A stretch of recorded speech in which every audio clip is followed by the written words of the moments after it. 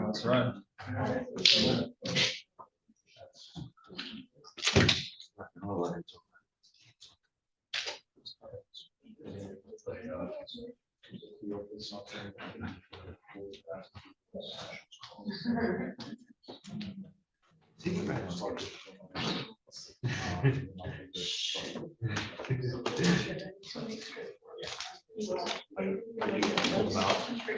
Pull them out. 198.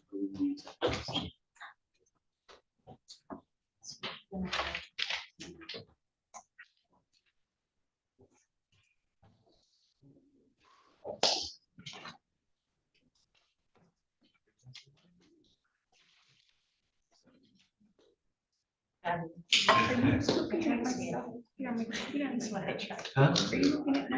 Yeah, I was looking at this with this guy. Friday, all day. Oh. Okay.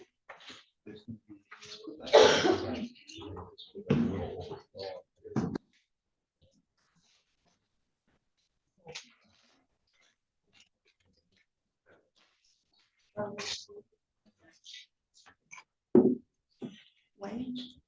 Oh. Yeah, we're all set. All right. Thank you. Thank you. We are back on the record, docket 2329 FC, People of the State of Michigan versus Willie James Jr. Are there any matters we need to address prior to entrance of the jurors? None for the people, thank you. No, Your Honor, thank you. Thank you, the jurors.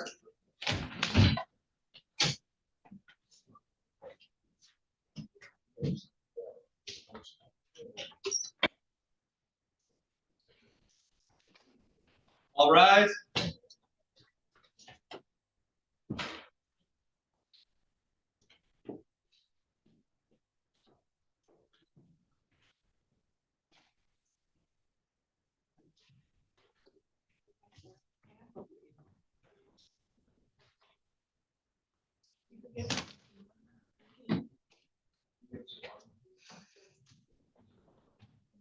Thank you. You may be seated.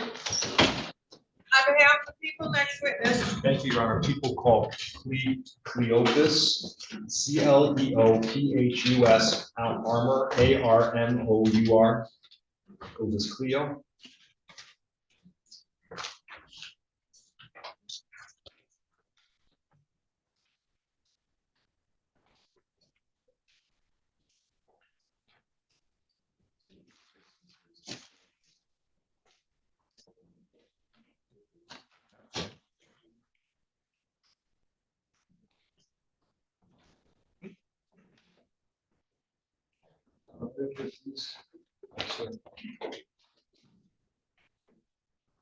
Good afternoon, sir. Please raise your right hand.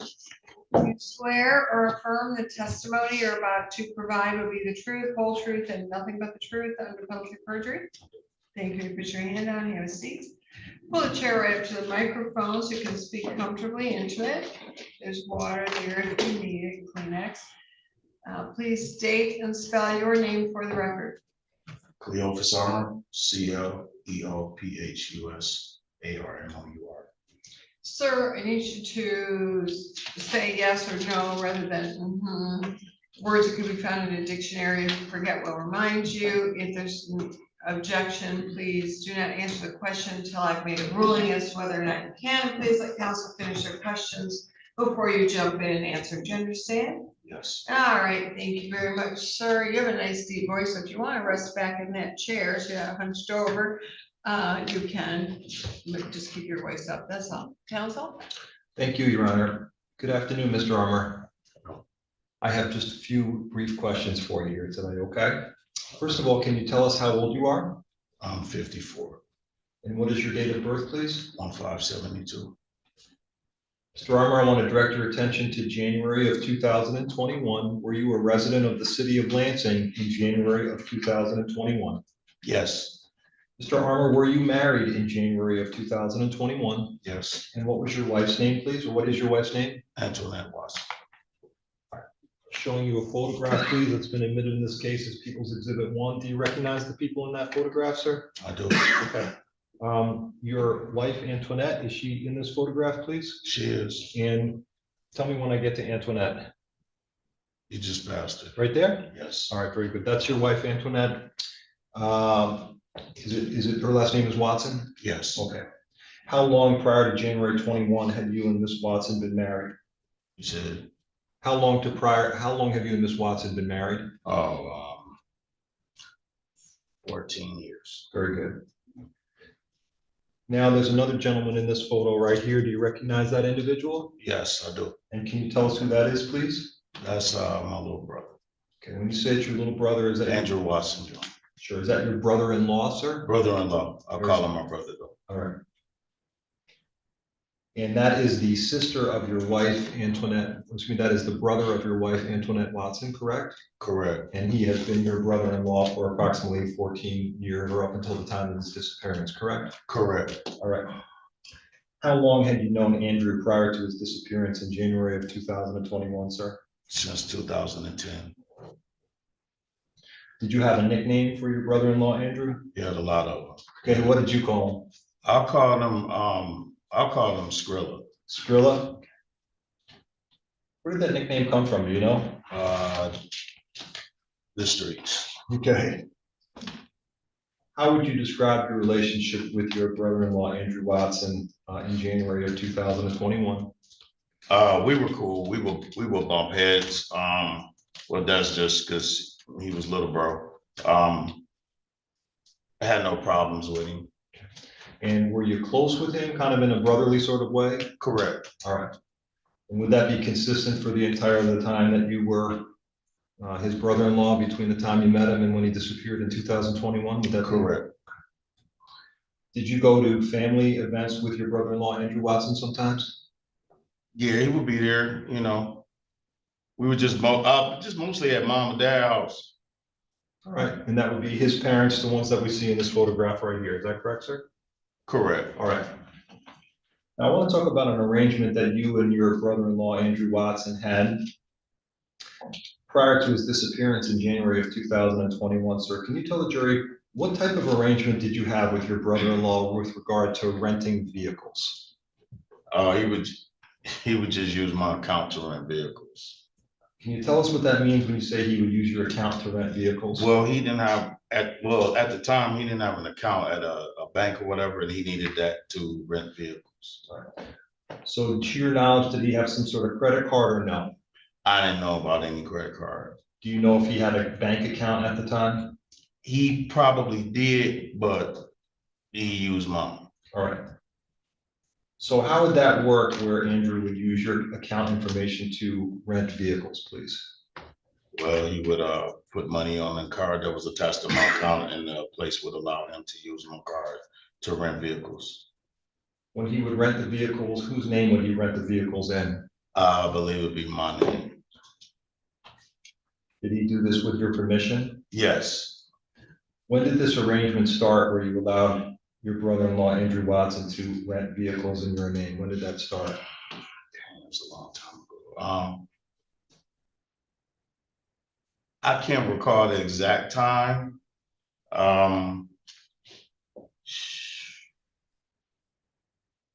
Yeah, it's hard to recall. It's just How many months or years prior to his disappearance in January of 2021 was this relationship going on where Andrew would use your name to rent vehicles? I think it started in 2020, like July or June of 2020. So approximately 6 to 7 months before his disappearance, he began using your account information to rent vehicles. Is that right? So, correct. Okay. And not only would he use your credit or debit card, but he would also use your name to rent those vehicles, sir? Yeah, my name would usually appear first. The couple times that he did it. So, Do you know how many vehicles Andrew actually rented in your name? maybe 5. And do you know where he would rent vehicles from, please? Oh, shoot. So on Michigan Avenue, I believe it's an Avis.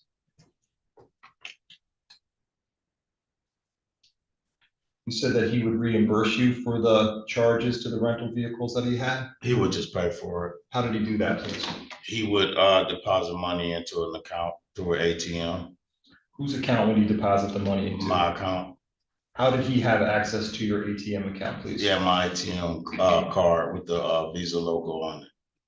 And did you allow him to do that? Yes, I did. Did he always fully reimburse you for the rental vehicles that he rented in your name, sir? Yeah, he paid for everything. Did he give you any additional money or compensation for allowing him to do that, or was it just you were doing? No, it I in was favor? just doing it out of love. We was cool. All right. I trusted him. When Andrew disappeared in January of 2021, do you know if he was renting a vehicle in your name at that point in time, sir? I believe so. Do you know what kind of vehicle he was renting? I believe at that time it was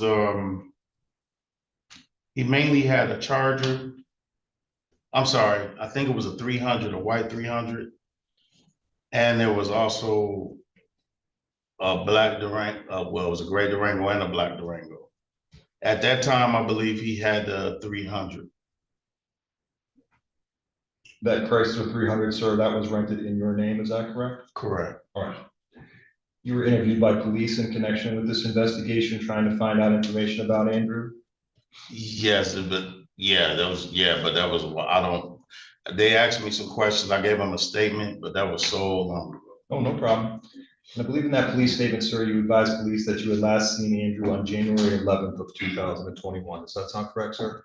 I believe so. Okay. And do you recall the last time you saw him, sir? I dropped him off. And I don't know why I can't remember the name of this street. It's not far from the hospital that's on Greenlawn. And I dropped him off because I took him to get food. All right. Was that the last time that you saw your brother-in-law, Andrew? Yes. After that time that you dropped him off after getting food at Green Lawn, had you ever spoken to your brother-in-law ever again after that date? No, and I don't have my old phone. I wish I did. And did you ever see him after that date, sir? No, I did not. All right. So just to understand your testimony fully, sir, this was your brother-in-law, is that correct? Correct. And because you're his brother-in-law, he asked you to allow him to rent cars in his name, is that correct? Correct. And he did that because he did not have the type of debit or credit card that he needed to rent cars? Not to my knowledge. All right. And you allowed him to use your debit and credit card information? Correct. And you allowed him to use your name as a primary name on that card? Okay. Your credit card information, sir, do you know if it stayed on file at Avis or no? I'm going to assume it had. All right, great, thanks. I don't have any further questions, sir, okay? Okay. Cross. Good afternoon, Mr. Armour. So were you about 10 years older than Andrew Watson, roughly? Yeah, give or take. Around that, okay. And so he was kind of a little brother Correct. to you? That's how I looked at it. And, okay, so you stated that you used to allow him to rent vehicles under your account.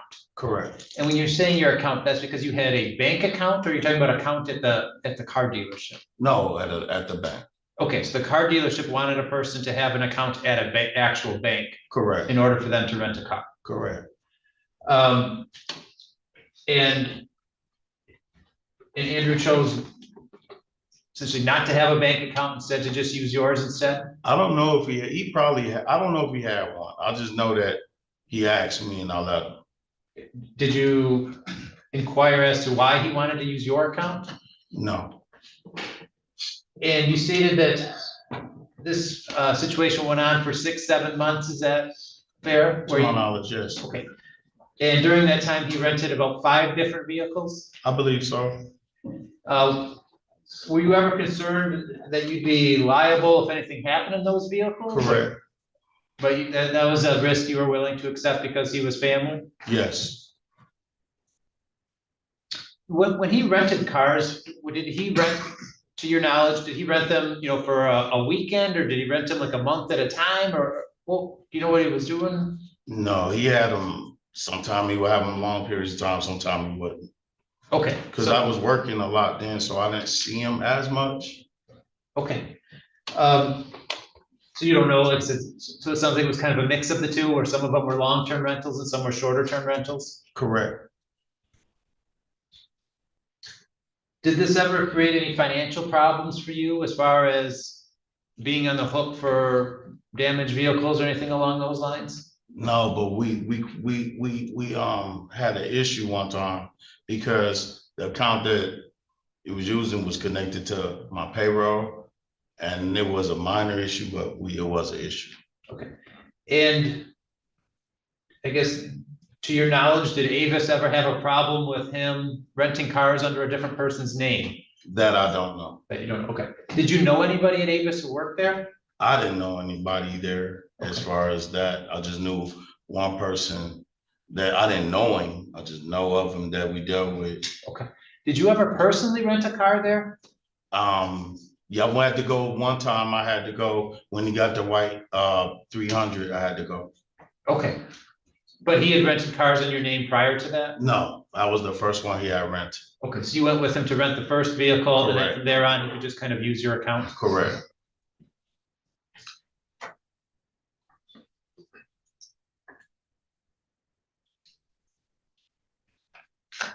I have no further questions at this time. Redirect? Sir, in addition to the white 300, do you know of Andrew ever driving a red Chrysler 300 that he rented in your name? I don't know about a red one. Okay. Do you know exactly the vehicle that he was driving, at least that you believed he was driving in January of 2021? Now that I don't know, because at that time, I don't think there were any vehicles rented. I will have to go back and look.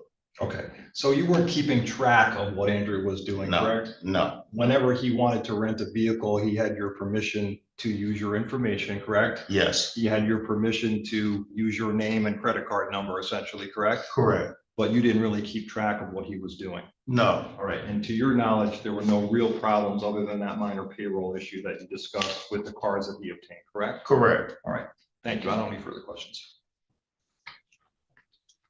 Please, could this be released from subpoena? Yes, Your Honor. Thank you. Sir, you are now released from subpoena. Please do not discuss your testimony with any other witness during the pendency of this trial. You may also now watch the trial, but not discuss anyone's testimony. After the trial is over, you may discuss whatever you wish. You understand? Yes. Thank you. Have a nice day. You too. We'll call Amanda Linder into the witness.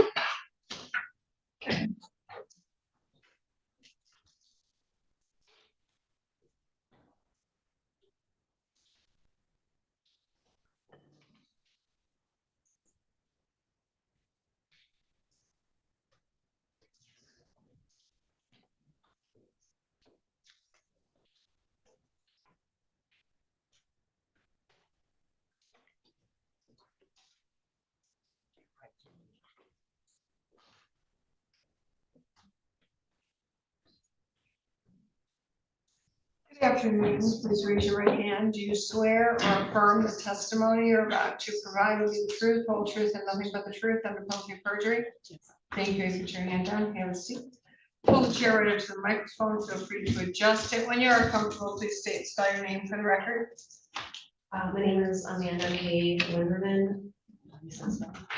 Amanda Kay Linderman. Remember to use words instead of mhm. If there's an objection, please wait to answer until I've made a ruling and let counsel finish before you jump in and answer, and don't do this thing. If you need a break, let me know and keep your voice up. You might need to get up. You're a little soft spoken. You might need to get a little closer to the mic. Thank you. Counsel? Thank you. Ms. Linderman, good afternoon. Can you tell the jury how old you are, please? I am 36. I want to direct your attention to the date of March 3rd of 2021. Can you tell the jury what was your address on March 3rd of 2021? 2540 East Kavanaugh Road. Is that within the city of Lansing, Michigan? Yes. Can you tell the jury what is located at 2504 East Kavanaugh? Is that an apartment or is it a house? House. And how long had you lived at that location prior to March 3rd of 2021? A little over a year. Can you tell the jury, please, where is 2504 East Kavanaugh located geographically within the city of Lansing? If you could orient us, please. It's near the intersection of Kavanaugh and Nuncle, kind of north southeast Lansing. All right, so is Dunkel one of the main cross streets near Kavanaugh where you live? Yes, Approximately how far is Dunkel from where you lived on Kavanaugh, please? I'd say maybe a quarter of a mile. Quarter of a mile, okay. All right.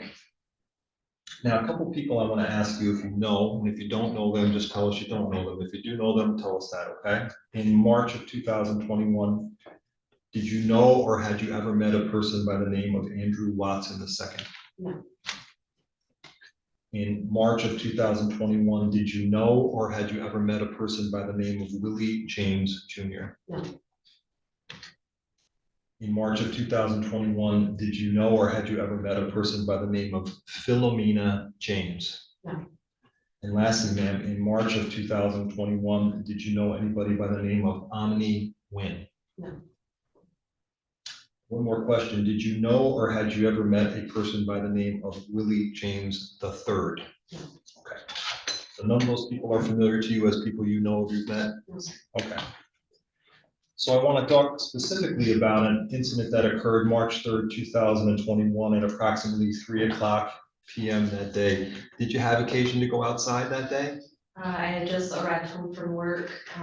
It was a warm day, so I just decided to start cleaning up trash that was in the yard. Sure. What was the weather like that particular March 3rd, 2021? It was sunny, maybe 50s or so. You told us that you observed something, some trash in the yard. Is that correct? Yes. Tell us what you observed, please. There was a white bag tied on one end, slightly see-through. Where exactly was that white bag located? I was towards the street, towards Kavanaugh. Prior to that date of March 3rd, 2021, had there recently been any snow on the ground? Yes, When had that snow, well, let me ask you this, had the snow completely melted as of this day, March 3rd, 2021? mostly, there's still a little, When was the last time there had been snow or snow banks on the street prior to that date, March 3rd, 2021? maybe 2 or 3 days before. This white bag that you observed, was it on the street or was it on the property or somewhere else? It was on the property. Other than the white trash bag that you just described, were there any other items of discarded trash in that area that you could observe? Yes, I couldn't tell you what exactly, often trash in my yard, so. You told us that you were coming home from work at that time. Is that a yes? Yes, We're taking down everything you say, so awkwardly you have to say yes or no. So you were coming home from work, and what was it that caught your attention? How did your attention get drawn to this particular white bag? the bag didn't catch my attention initially, it was just the amount of trash that was in the yard after the snow had melted. Okay. So there was other trash in the yard, correct? That's right, And then there was this white bag that you observed while picking up the trash? that's right. Very good, okay. And just so I'm clear, the other trash that was there, was it just literally like litter, or was there anything significant that you observed? Just litter. Got it. All right, I want to show you some photographs if I could, please.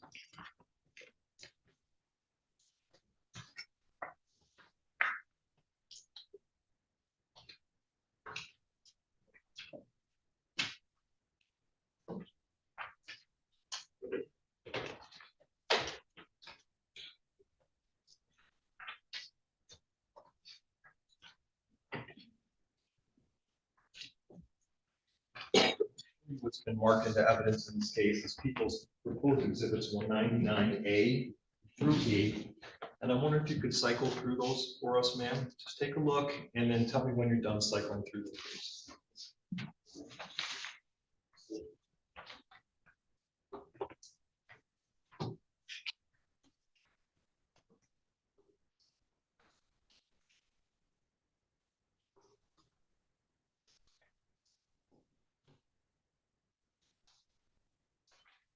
Have you looked at those photos, ma'am? Yes, Do you recognize what's shown in those photographs? I do. Can you tell the jury what's shown in those photographs, people's 199A through E, please?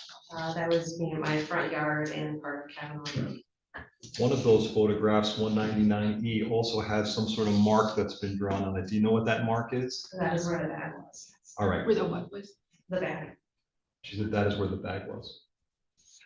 These photographs, people's 199A through E, do they fairly and accurately depict what your residence looked like on or about March 3rd of 2021, ma'am? Yes. All right, remember, I'm going to move for admission, please, of people's proposed exhibit 199A through E. Any objection or point here? Without objection. All right, just Admitted. going through these with you, Ms. Lindeman. Tell us what we're looking at, please, in people's 199A. That picture was taken across the street from my house. Right, the structure that we see right here, is that the building that you were living in at the time? Yes. Right. This road that we see going here, what road is that? Kavanaugh. Showing you people's 199B. Kind of a split screen. Tell us what we're looking at in the top photograph, please. That is my house. It's from West Road. And showing you the bottom, was that your house in March of 2021, ma'am? Yes, it is. Showing you people's 199C. What are we looking at in 199C, please? That is my yard, partially my neighbor's yard in front of Kavanaugh. And then the bottom photograph, what do we see in 199C on the bottom, please? Again, my front yard. All right. So I want to show you what's been admitted as people's 199E and ask if you can tell us geographically where we're looking and what that circle represents that we see in this photograph. That is kind of in between mine and my neighbor's yard. The circle represents where the bag was. Do you know who drew that circle? Okay. So does that circle that we see in people's 199E, does that fairly and accurately show the location of where this plastic bag was that you described? Yes. When you found this bag, were you alone or were you with someone else? My husband was. Okay. So you're cleaning up trash and you stumble on this bag, is that correct? Yes.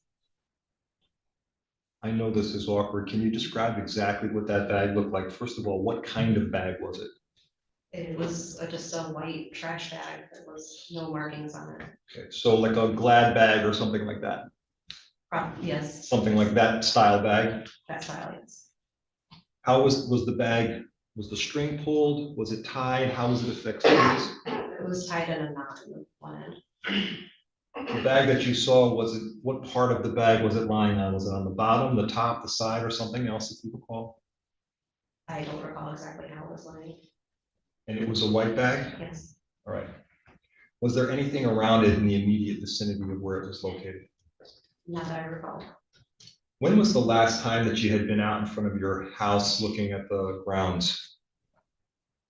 May have been a few weeks since it was cold outside. So you said there had been snow prior to this, at least how many days or weeks before? Probably 2, 3, 4 days before. Was it your perception, ma'am, that this was something that had been in the snow, or had it been deposited that day, or you just don't know?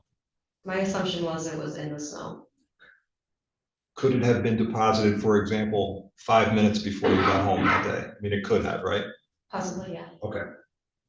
So you thought it was unusual, and what did you do when you observed this item then?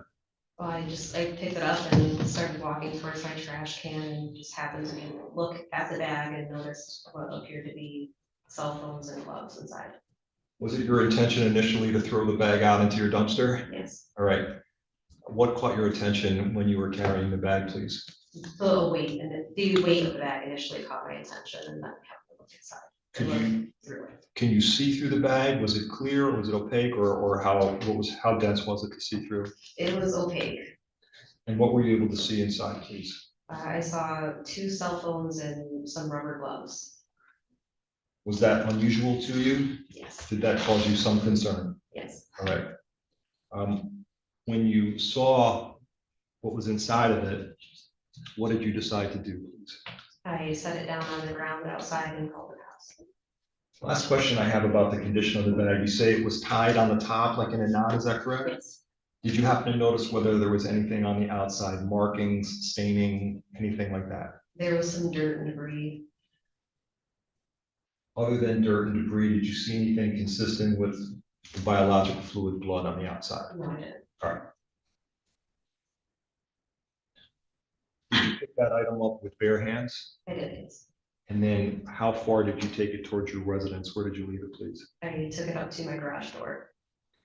And what did you do with it at the garage door? I set it on the ground next to my trash can. All right. Did you open the bag at any time, ma'am? No, I didn't. Did you alter the contents of the bag in any way? Did you untie the knot in any way? No. Once you moved it from that spot where we see in the circle, did you take it directly to your garage area and just leave it right there? Mhm. Okay, is that yes? Yes, All right, you said you called the Lansing Police Department, yes, and then did there come a time when the Lansing Police Department arrived on scene? yes, they did. How long after you called them did they come that day, if you recall? Maybe about 20 minutes. And what happened when the officer arrived that day? Just gave them the bag and told them what happened. Very good. He took a little statement from you about what you had observed? Yes, sir. Okay. And did you turn the bag over to the Lansing Police Department at that time, then? Yes, sir. And again, at any point in time between when you dropped it and when you turned it over to the Lansing Police Department, did you open that bag and look inside? No, I didn't. Did you alter the contents of the bag No, I inside? didn't. Okay. I guess these go without saying, but do you know who deposited that bag on your lawn? Did you allow anybody to do that? No. And I would imagine you did not deposit the bag on your lawn, correct? No, sir. All right, thank you. I have no further questions. Cross.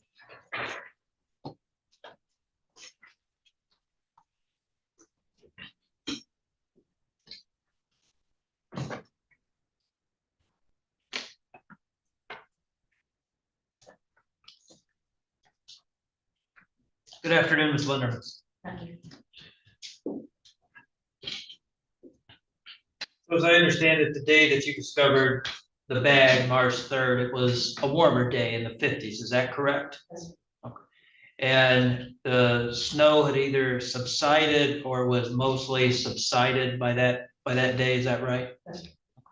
And had the ground been partially or mostly covered in snow prior to that? That's right, yes. Was it covered in snow, say, the day before, or 2 or 3 days before? Or when had the snow started to subside and melt to the point that you could see the yard? Probably 2 or 3 days before. Okay. And you had been in and out of your house during that time period, I would assume? Yes. Okay. And had you been in or around the same area of the yard around that period of time as well? No, I hadn't been in the yard. Okay. And you did not notice the bag until that day on March 3rd, is that right? That's right. And you described it as a white plastic bag or as a trash bag, is that correct? Yes. Okay. And by that, do you mean a trash bag in a sense, something that you would put in a trash can, or is this something more akin to a plastic bag that you would get like from Meijer, for example? It was closer to a trash bag. Okay. Like a regular full-size trash bag? Yes, sir. Okay. And was it to the point that you could see through it to where you could really see what the contents were? Or was it more a matter of you could see kind of the outline and shape of what may have been in there? I could see the outline and shape mostly, but enough to see the gloves. Oh, but beyond that, you couldn't really see what the precise contents were then, is that correct? I could tell by the size and shape they were phones. Okay. They were what? Phones and Phones and gloves. gloves, yes. And you picked the bag up by the top or by the knot, is that right? Yes. And the area where you discovered the bag, approximately, would you be able to approximate that distance from where you saw the bag to where the road was? It may be a few feet, 2, 3 feet 2 to 3 feet? from the road, yes. Okay. And the road kind of abuts your yard. There's no sidewalk in between your yard and the road. Is that correct? Yes. Okay.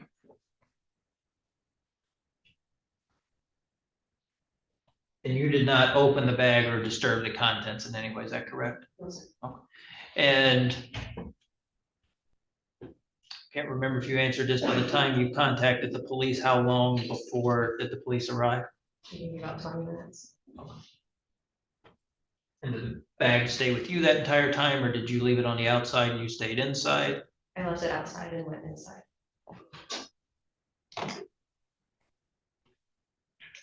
Were you keeping an eye on it in that period to see if anyone disturbed it between the time you called the police and the police arrived, or did you just go in your house and wait for the police? I just went inside and waited for the police. And you did not see who or whomever had discarded or left that bag in your yard, is that correct? That's correct. And based on your own personal knowledge, you do not know when that bag arrived in your yard, is that right? That's And you don't know under what circumstances that bag arrived in your yard, is that correct? That's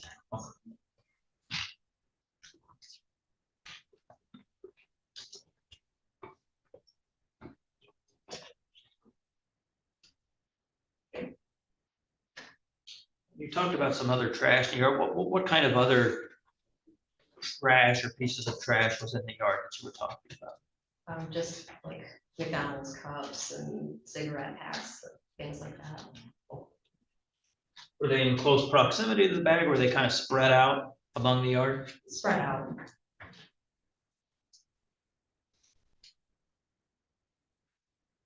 And was your assumption those had been covered by the snow as well? Yes. Okay. Thank you. That's all the questions I had. Redirect.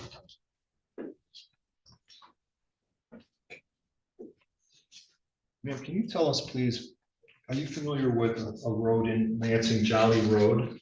Yes. Where is Jolly Road in relationship to where your house is? This is Kavanaugh. Where is Jolly Road in relationship to your home?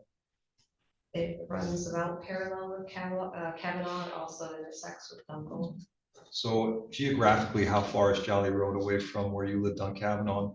Maybe half a mile. Half a mile?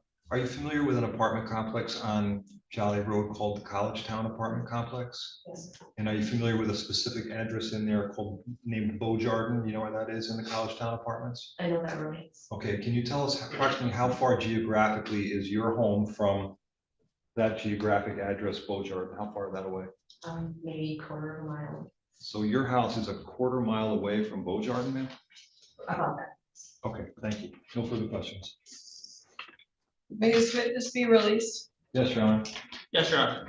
Ma'am, thank you for your time and testimony. Please do not discuss your testimony with any other witness. You do request now you may watch the trial, but do not discuss your testimony or any other witness's testimony with them. After the trial is over, you may discuss it with whomever you wish. Next witness. All right, thank you. Please call Trooper Brian Bell to the witness stand.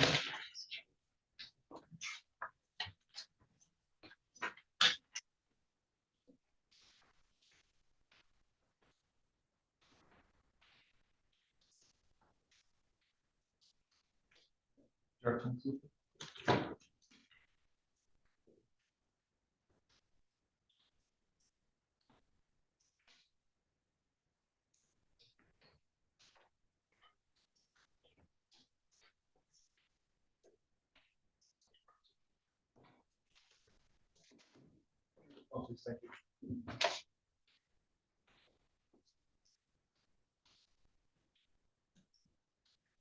Good afternoon. Please raise your right hand. Do you swear or affirm the testimony you're about to provide will be the truth, whole truth, and nothing but the truth under penalty of perjury? I do. Thank you. Put your hand up, have a seat, pull the chair right up to the microphone.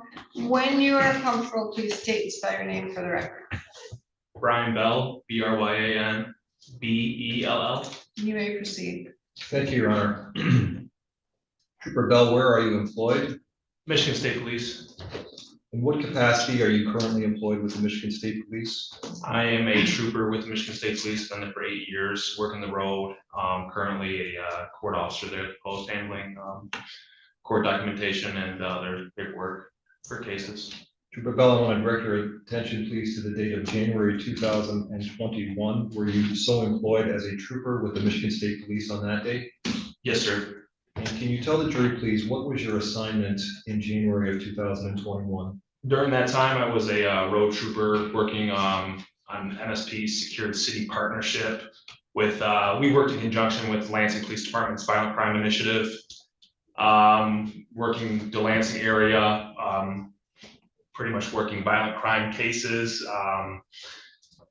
So that, like if there were shootings or whatnot, we were the troopers that would be, it was pretty much like a glorified fugitive team in the city of Lansing. All right, how long have you been so employed working with Secured Cities Project in Lansing as of January of 2021, sir? At that time, I want to say less than a year. I don't know exact time frame. All right, can you tell the jury, please, what is the Secured Cities Project with the city of Lansing? How does Michigan State Police work cooperatively with the city of Lansing Police Department in that capacity? Yeah. So like I was saying, like if we're in our marked patrol cars as troopers, we are a team with LPD officers. If there is a major crime, like a shooting or something like that, the detectives will work up a case, a suspect, something like that.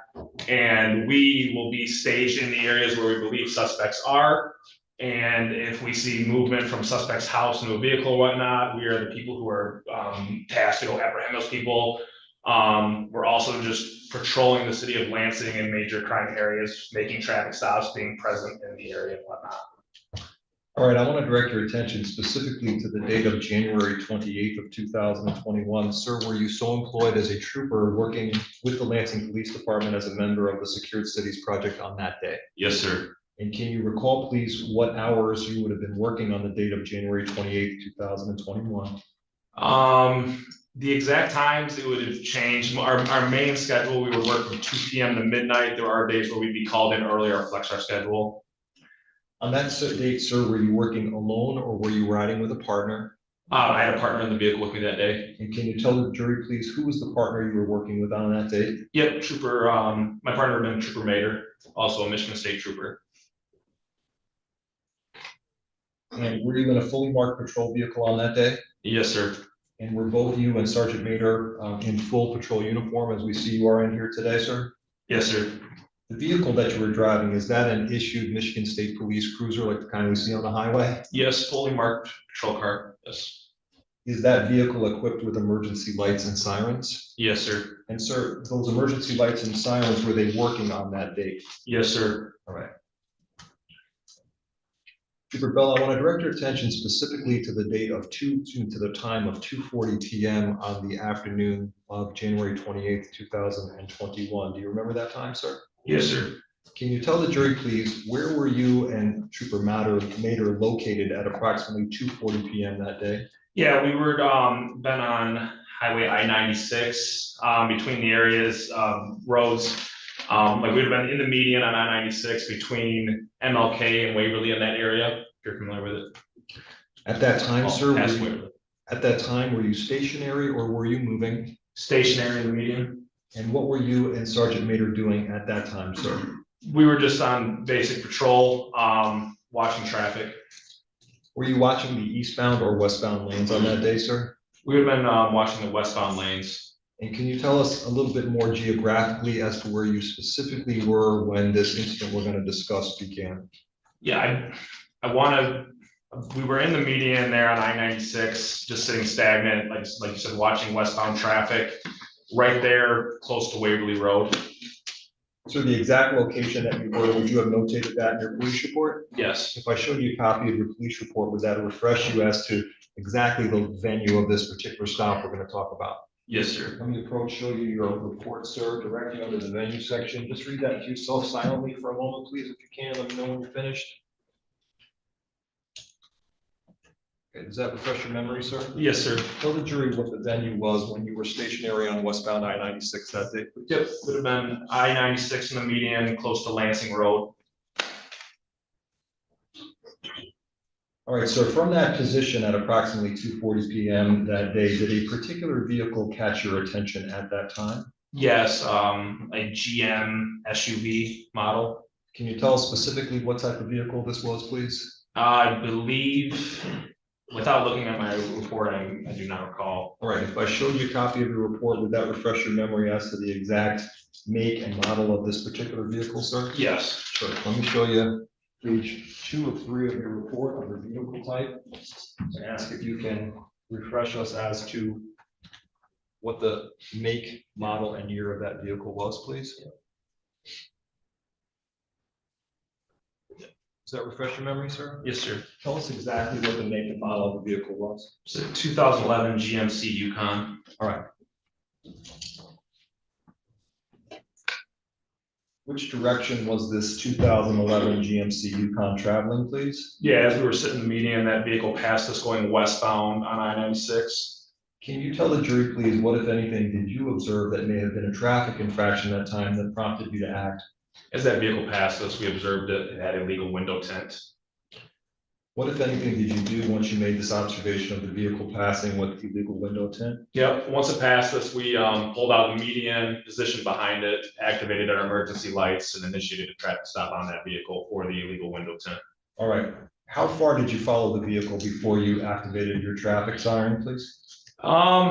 It would have, not too far. It was before Lansing Road. We were positioned between Waverly and Lansing Road. I can't, maybe 200 to 300 yards, if that.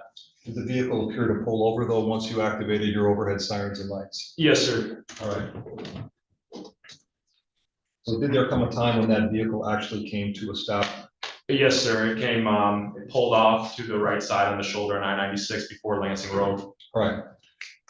Tell the jury exactly what happened next after the 2011 GMC Yukon came to a full stop on the side of the road. Yeah, upon coming to a full stop, me and my partner, we step out of the vehicle, contact the driver of the vehicle and notify him of the reason for the stop being the illegal window tint. From there, gather identification and insurance for the vehicle. And when you exited your vehicle, did just you exit the vehicle, or did your partner, Sergeant Mater, also exit the vehicle? Yeah, it is, at that time, he was Trooper Mater, but yes, we exited the vehicle. I would have gone driver's side, and my partner, Trooper Mater, went passenger side of the vehicle. When you made contact with the vehicle, can you tell the jury how many occupants were inside the vehicle? Yep, a driver and then a front passenger, 2 total occupants. Who did you specifically make contact with, please? Contact was made on my side, the driver's side. Who was the driver? Would have been Willie James Jr. And who made contact at the passenger window that day? My partner made contact at the passenger window. All right, a couple things I want to say, ask. The individual that you name identified as Willie James Jr., when you made contact with him, how did you identify him as a person by the name of Willie James Jr.? I believe he had his Michigan identification card on him. Did this individual name identified as Willie James Jr. have a valid driver's license? He did not. So he was driving without a license at that time, correct? Correct, sir. And identified himself to you with a Michigan identification card. Is that all accurate? Yes, sir. Now, with respect to the passenger of the vehicle, what, if anything, did you observe about whether the passenger of the vehicle would identify himself during the stop? Initially, the passenger did not want to identify himself. Did he refuse to identify himself at that point in time? Yes. And who was dealing with him, you or Trooper Mater? Trooper Mater was contacting him at that time. I do not remember if he had even rolled down his window for Trooper Mater, but I do know I was making contact with Willie James Jr. And then from my reporting, remembering he refused to identify himself at that time. He passenger did it. All right. Now tell us exactly what happened after you made contact at the window with the driver, Willie James Jr., and the passenger who would not identify him. What happened next in the traffic stop? So with Willie James Jr. Not having a valid driver's license, we, from what I recall, had him step out of the vehicle. It is a misdemeanor arrest. It's a misdemeanor offense. So we had him step out, brought him back to the vehicle. Being on SCP, I have multiple partners in car. Like there's never a time on SCP where I'm like, me and my partner are alone. At that time, I believe it would have been Officer Waldrop of Lansing PD showed up on scene, and then soon after my sergeant. So they contacted and assisted on the passenger side as me and Trooper Mater moved to the back and continued contact with Willie James. The individual that you name identified as Willie James, how much time do you think you spent with him in total on the afternoon of January 28th, 2021, please? I mean, from what I can't believe it would have been maybe between 15 and 30 minutes. I'm not positive though. Can you describe, please, first of all, Willie James Jr., is he a male or a female? A male, Is he black, white, Hispanic, or something else? black. And what, if anything, can you observe about what he was wearing and what he looked like that particular day, sir? From what I recall, I believe it was during COVID, he was wearing a mask. It was colder, so I'm pretty sure he's bundled up with a coat. And I want to say he had a beard. All right. The person that you've name identified as Willie James Jr., would you be able to recognize that person if you saw him again or no? Yes, sir. All right. The person that you've name identified in that traffic stop as Willie James Jr., if he's in the courtroom here today, could you point him out to the jury where he's seated and tell us what he's wearing, please? Yes, sir. He's the individual here with the light blue t-shirt on. All right. Your Honor, record should reflect identification of the defendant by this witness. Any objection? Without objection. It shall so reflect. You may proceed. So the defendant in this case was taken out of the vehicle, and where was he taken when he was taken out of the vehicle, please? Would have been brought behind his vehicle to the front of our patrol car that was positioned behind his car during the traffic stop. Tell us what happened next. From there, I had my partner, Trooper Mater, I believe he asked Willie James Jr. to search him, and I believe it was like a consent search of his person. Trooper Mater searched Willie. I then went into my patrol car and started running Willie through our law enforcement.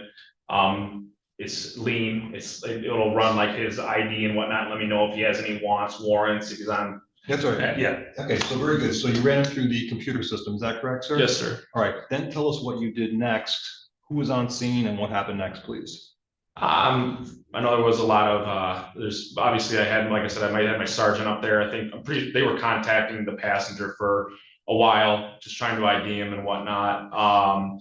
Trooper Mater, like I said, stayed with Mr. James. And then soon after that, getting back what we could from our lean system, a search of his vehicle proceeded from there. All right. Which I was involved in the search of the vehicle. All right, so let's talk about the search of the vehicle, please.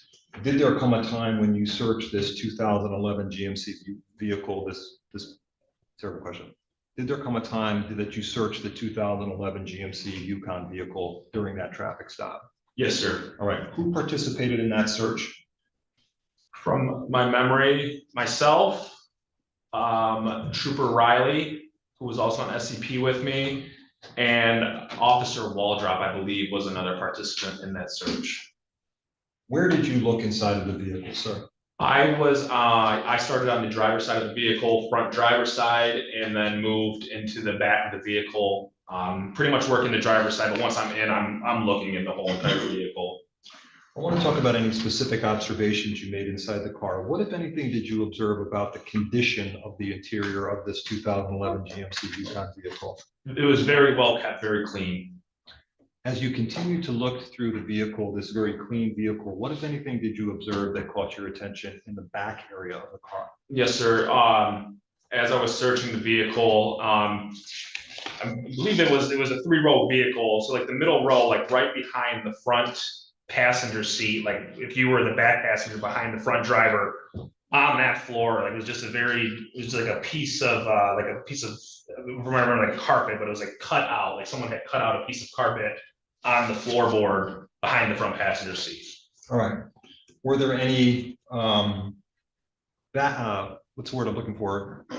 Floor mats in the back seat? Right. Yeah. It was like there was like a floor mat. Like it was almost like it was like being covered or like hidden. But yes, it was covered with like a floor mat. From what I remember, it was like a floor mat or like a cover or something like that. Do you know how many floor mats were actually in the back seat at that time when you searched it? Off the top of my head, I do not recall. Okay. Understanding that, the area where you observed the cutout in the carpet, was there a floor mat covering that area? Yes. Okay, so there was at least one floor mat and it was covering that area, correct? Yes. Yes, sir. Did you look under that floor mat? Yes, sir. And tell us what that area of cutout carpet looked like to you, please. It was, from what I recall, it was just like a cutout square, like just that specific area. It was just very uncommon to me. And what was underneath the area where the carpet had been cut out in that area? I can't recall if it was replaced with another piece of carpet or if it was just like a bare floorboard. I cannot recall. Was this significant to you, Trooper? It was very uncommon. In all my years, I've never just seen a little square cut out of a car in any of my vehicle searches like that, from what I can recall. Did this cause you some suspicion as a police officer at the time? Yes, sir. All right, I want to talk about recording of this traffic stop. When you are driving a fully marked Michigan State Police vehicle, is there any type of recording capabilities that are on the front of that? Yeah, so at that time, we had cameras within like on the dash of our vehicle, like on the windshield, there's a camera hanging off that would point out of the front of our car. And then we also would have, at that time, before we had body cameras, we just had a microphone that would record everything we were saying during that time. The traffic stop that you effectuated on this defendant, Willie James Jr. on January 28th of 2021. Sir, was that captured on your fleet video that you just described for us? Yes, sir. And had that been retained for evidence and provided to police and prosecutors in this particular case? Yes, sir. Prior to today's hearing, have you had an opportunity to look at the contents of that fleet camera on this thumb drive, People's Exhibit number 12? Yes, sir. This exhibit, People's Exhibit number 12, does this fairly and accurately depict the content of the fleet camera that you downloaded for us? Yes, sir. All right, Your Honor, with the following statement, we'll move for admission. There is an agreement between counsel that there is audio that has been redacted in pieces on this for legal reasons. That is by stipulation of counsel and for legal reasons. Other than that, understanding that there are redacted portions, it's a 20-minute video. Sometimes the sound will go off. Those are the redactions, and then it'll pick back up. So with those qualifications, we move for admission of People's Proposed Exhibit 12. Any objection? Without objection. Admitted. All right, thank you. So at this time, Your Honor, we're going to play it. It's about a 20-minute video. We will play through the video, and then there may be some follow-up questions for this officer and the following officers. Would it help if we dim the lights a bit? Yeah.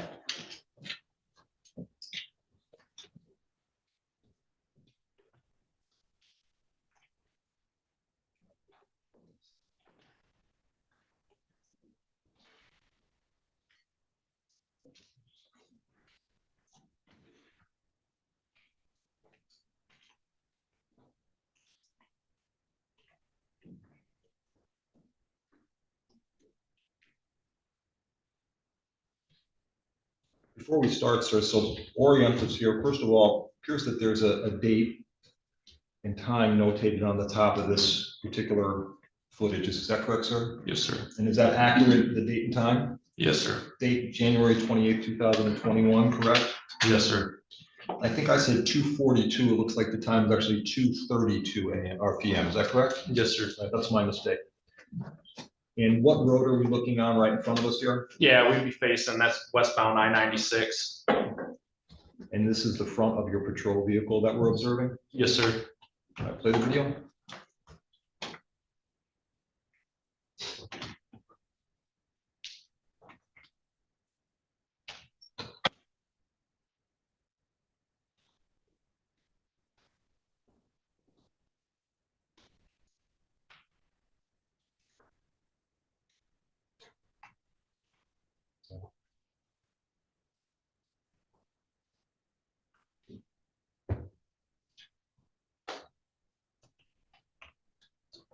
All right, stopping the video, the vehicle that we see in front of us, sir, is that the subject vehicle that you ended up effectuating a traffic stop on? Yes, it is.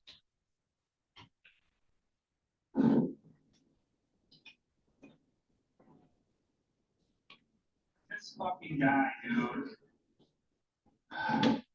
Just heard a little colorful language there. Was that referring to the Yukon that you were stopping or somebody else? No, this pickup truck here, and then just this corner of Broadway, it's not the best spot to make traffic stop, and I'm showing frustration that this truck is kind of like in the way of us trying to actuate our make our traffic stop. Thank you, continue. That's not for PDA right here.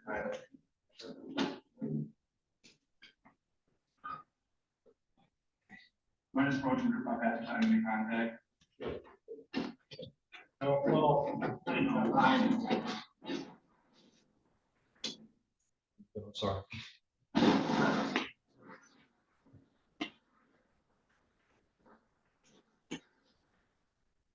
All right, so we see two people approaching the vehicle. Driver's side, is that you, sir? Yes, sir. And is that your partner, Trooper Mater, on the passenger side? Yes, sir. Continue. See a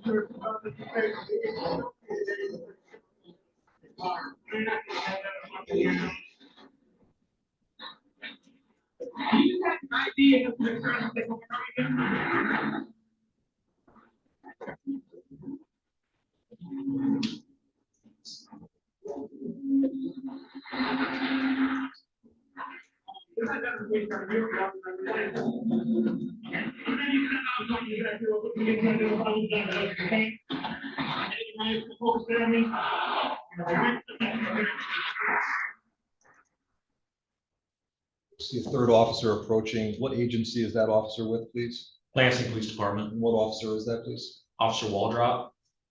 Can you play?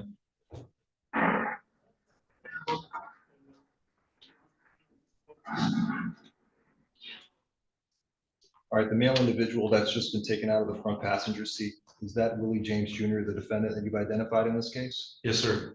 All right, can you describe for us what Mr. James appears to be wearing in this particular still shot here on the video? Yeah, puffy black jacket, I don't know if that's a hood from the jacket or maybe a sweatshirt underneath, face mask, some glasses with a black beanie. Glasses that he's wearing, are those sunglasses or darker glasses? I'm assuming maybe darker glasses or bifocals, I'm not positive. Continue playing.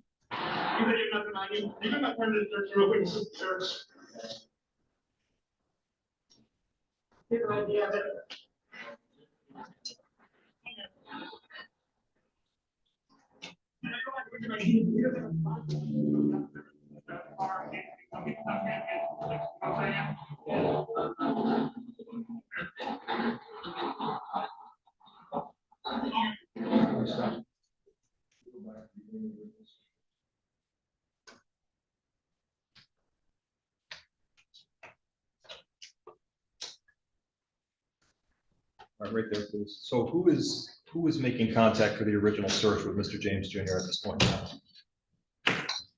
Are you talking right now, I'm the one facing him and then Trooper Mater will be taking over after me. All right, and are you aware, sir, when Trooper Mater searched Mr. James, what, if anything, did he initially find on Mr. James' person? Are you asking me on the time or what I'm seeing in the video? So what you're seeing on the video? What I'm seeing on the video is when he's searching, I do see obviously what he's got in his hand. It looks like a plastic bag, some stuff I can't identify. And then it looks like he has a large amount of cash in his front left pocket of his jacket. All right, continue playing. Sure. So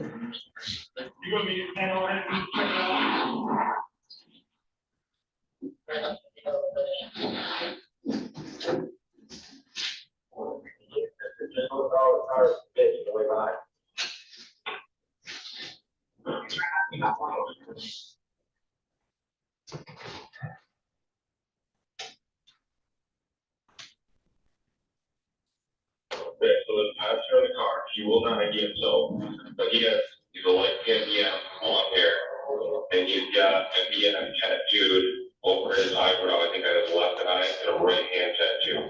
Anyone know who this is?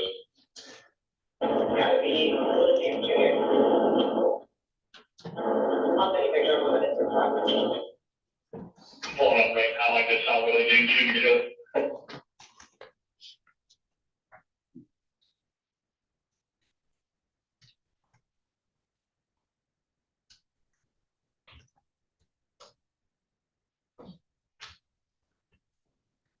Right, so move back out one.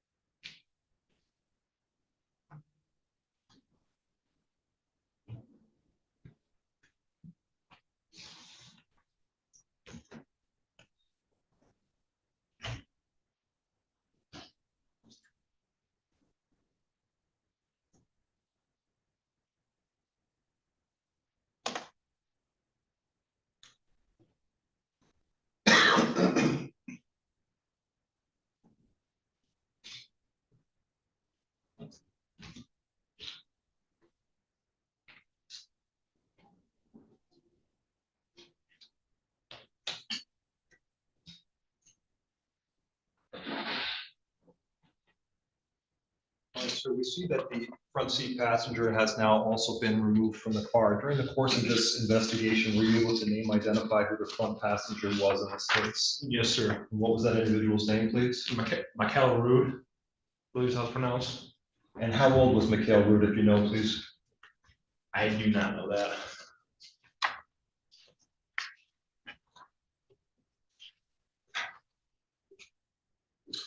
All right, if I showed you a copy of your police report, might that refresh your memory at least as to what his date of birth was, please? Yes.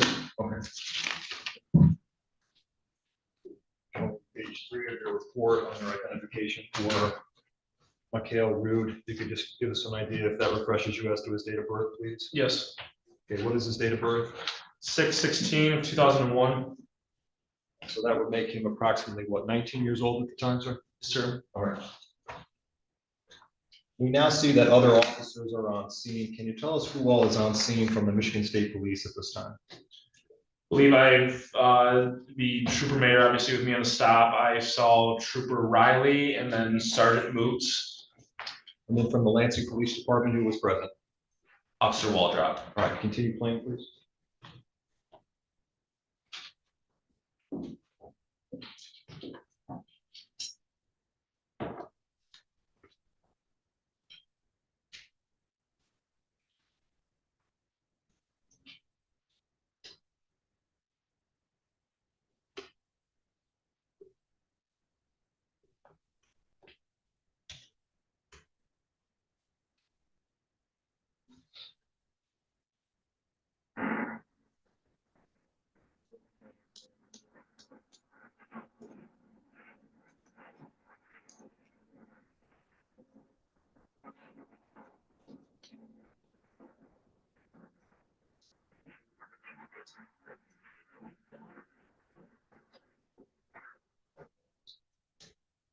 Is there anything illegal in the car? Drugs or anything like that? So we just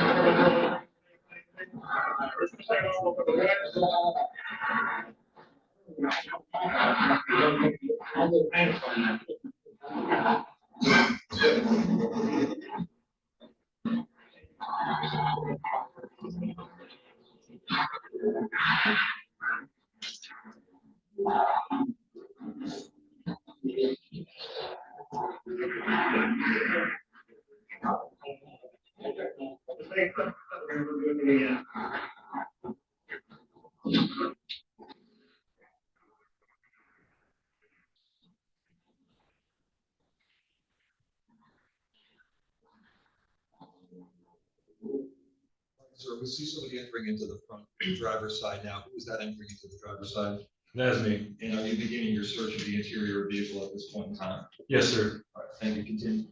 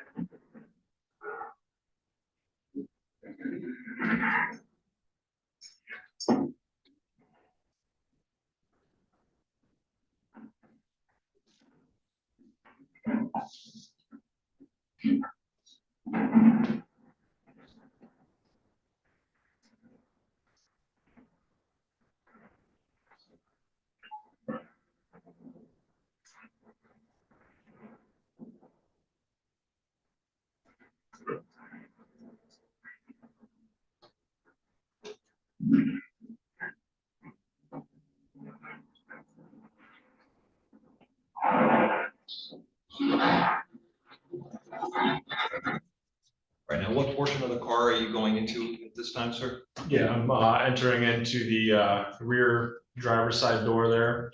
Sir, when you make the observations of the cut carpet in the back, do you actually say something on your microphone that you're wearing at the time? Yes, sir. Tell the jury what they're going to hear, please. They're gonna hear me talking about discovering this, this carpet in the vehicle and talking to my partner about it. I believe it's, Trooper Riley.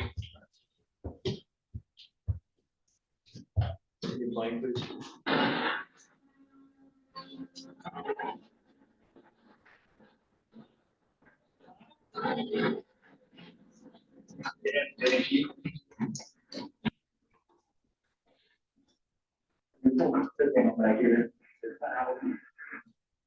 Is that what we just heard you say that, officer? Yeah, so I'm talking about how the carpet's cut out.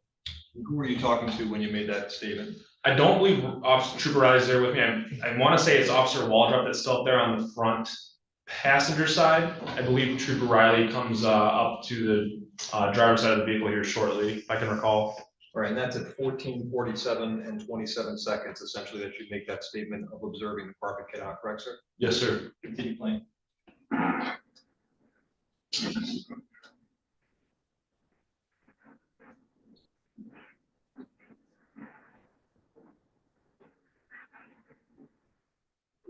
Yeah, things will be good here. I'm trying to, like weird, like loose, like partnership going on here. We read the both of them, but it doesn't appear, dude, like, it's like people thinking, fans, weird stuff. Yeah. Yeah, you talking about the.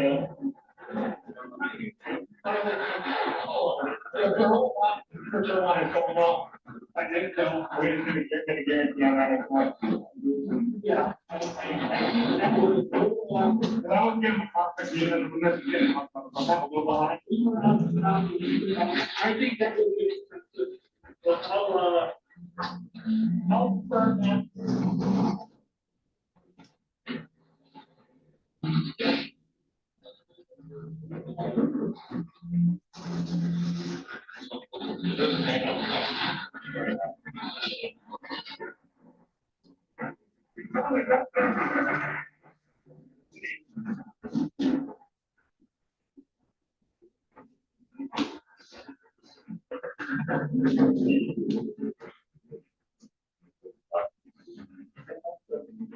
That's one of the, I'm gonna just, part, the second part, I'm gonna make that by the end of the.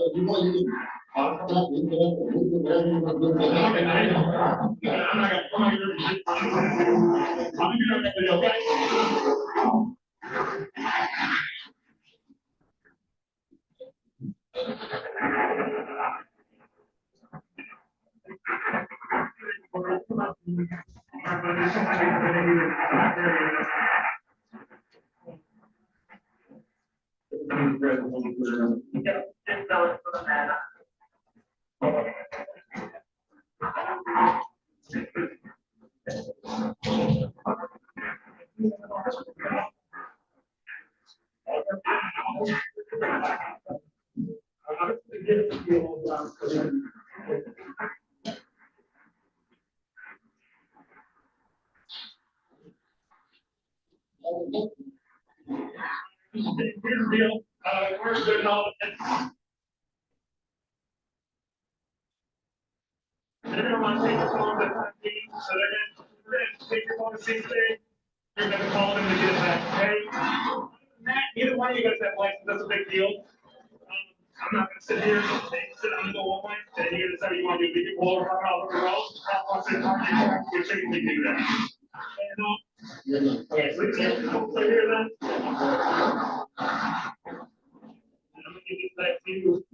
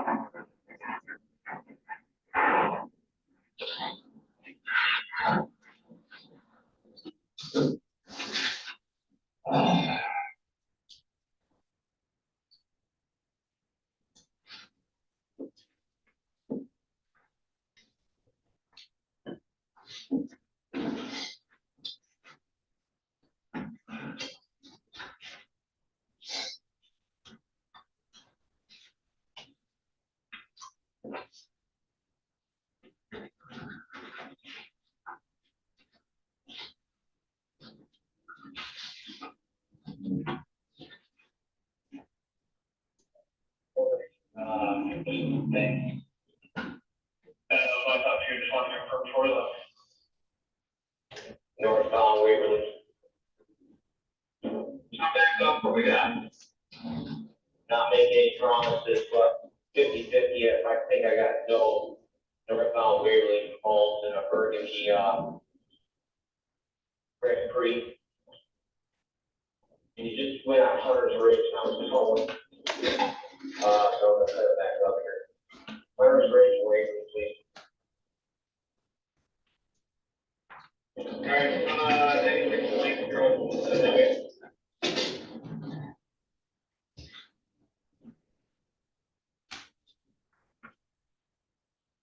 I'll wait for everybody on black and give you an update here, but for now, Hunter's Ridge and Waverly. Burgundy, Grand Am, or Grand Prix. Yeah, I have no idea what to play this.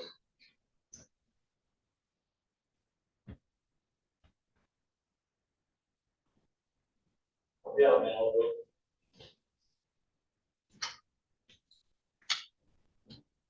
Kind of throwing me off a little bit because the driver had on a stocking hat, almost like a Carhartt, like winter hat. And it was pulled down, so I couldn't see the back. But I did have a big head.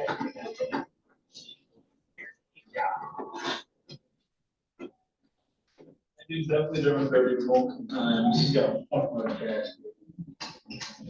Like, because I see running on now, but that's not Willie Green, 300 behind. All right, for the record, that concludes the playing of the video. So I want to talk a little bit, maybe we can have the lights come up here. a little bit.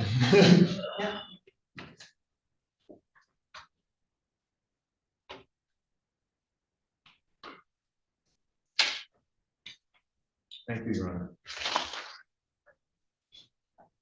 All right, so we watched the totality of the traffic stop, basically from the beginning to the end. Is that correct, Trooper Bell? Yes, sir. All right, now I want to go back to the search of the vehicle. We saw that you went into the front compartment of the vehicle. Is that correct, sir? Yes, sir. How in-depthly or intently did you search around that vehicle that day? It was the vehicle was very clean. Pretty much just what we can see, basic compartments like center console, stuff like that.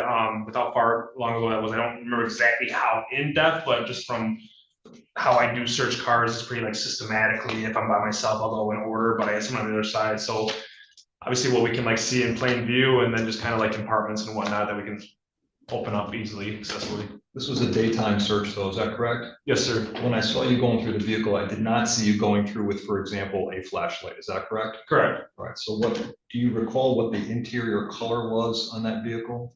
I do not. Okay, so you went through it and you did it with the naked eye, is that correct? Yes, sir. It appeared very clean, is that correct? Yes, sir. All right, were you crawling under seats and under wires and things of that nature? Or were you just getting a cursory inspection? Not crawling, more so maybe just kind of peeking under the seats and see if there's anything under there or whatnot, but like I'm not, it wasn't like a microscope, like in-depth super search, no. Okay, would you describe it as in-depth as, for example, a crime scene investigator who's processing a car?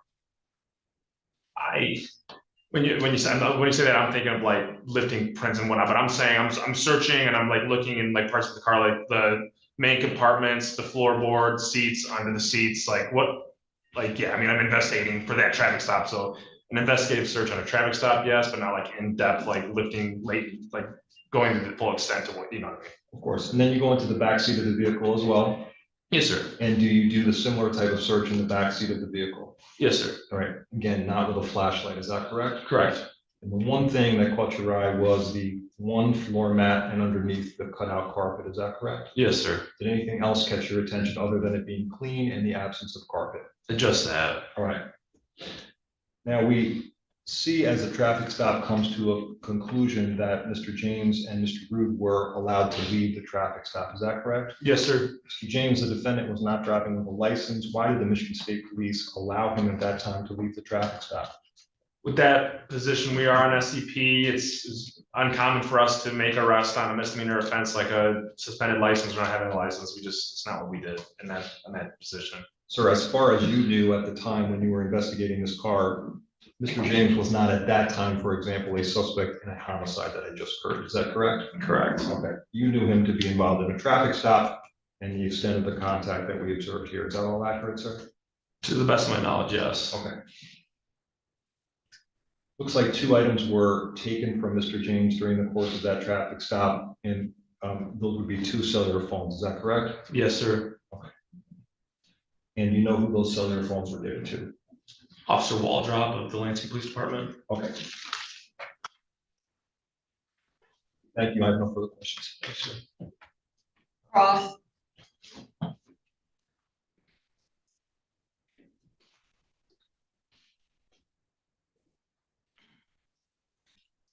Good afternoon, Trooper. Good morning, sir. And one of your duties as being in law enforcement is to generate reports from various incidents or things that happen while you're on duty or things that you investigate and so forth. Is that correct? Yes, sir. Okay. And you generated a report in this case, is that right? Yes, sir. And as a matter of fact, you referred to it already during the course of your direct testimony, is that correct? Yes, sir. And as a part of making those reports, you make specific notations as to what may be important or significant or things that stand out to you. Is that right? Yes, sir. And if for no other reason, just so that you'll be able to recall those specific important details if you have to recall them or remember them later on. Is that right? Yes, sir. Okay.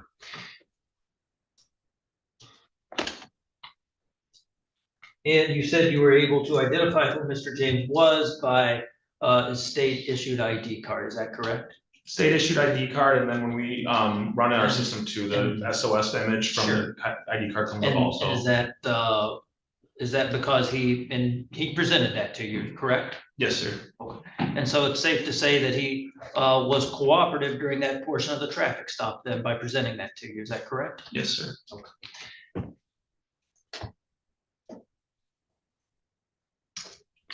And you said the vehicle pulled over when lights were initiated that started the traffic stop. Is that correct?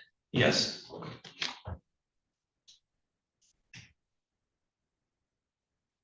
And we were at least able to see and observe a lot of Mr. James's interaction with you and the other officers on scene. Is that correct? Yes, sir.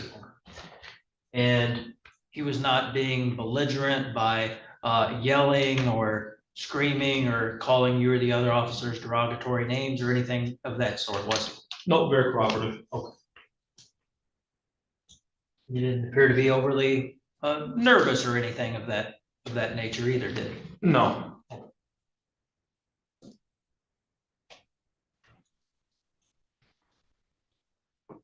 And it sounds like a rather thorough search was done of the vehicle, is that correct? Yes, sir. And no contraband was located in the vehicle, is that right? Correct. No contraband. And you made a special note of notating that in your report, is that true? Yeah, I believe we usually do notate if there is none, yes.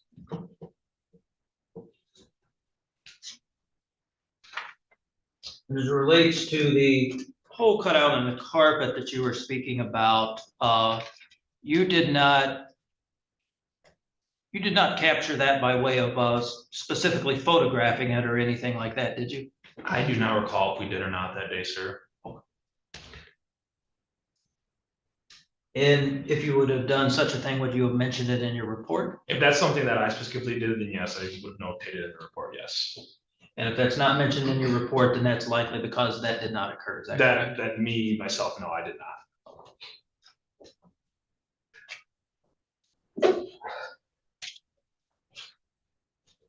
And as it relates to that hole cut out in the carpet, well, let me backtrack on that for a second. This was the first time that you had encountered this vehicle. Would I be safe in assuming that? Yes.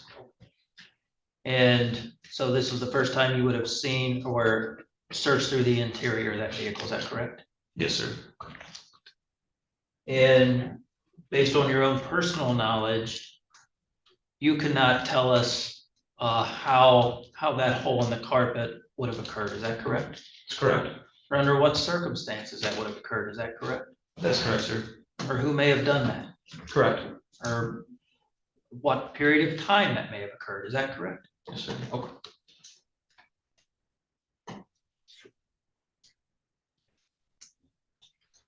And as we saw and as you testified, Mr. James in the vehicle was released on scene, is that correct? Yes, it was.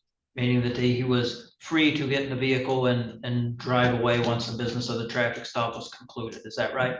He was free to leave the traffic stop, yes. Okay. And he did just that, is that true? Yes, sir.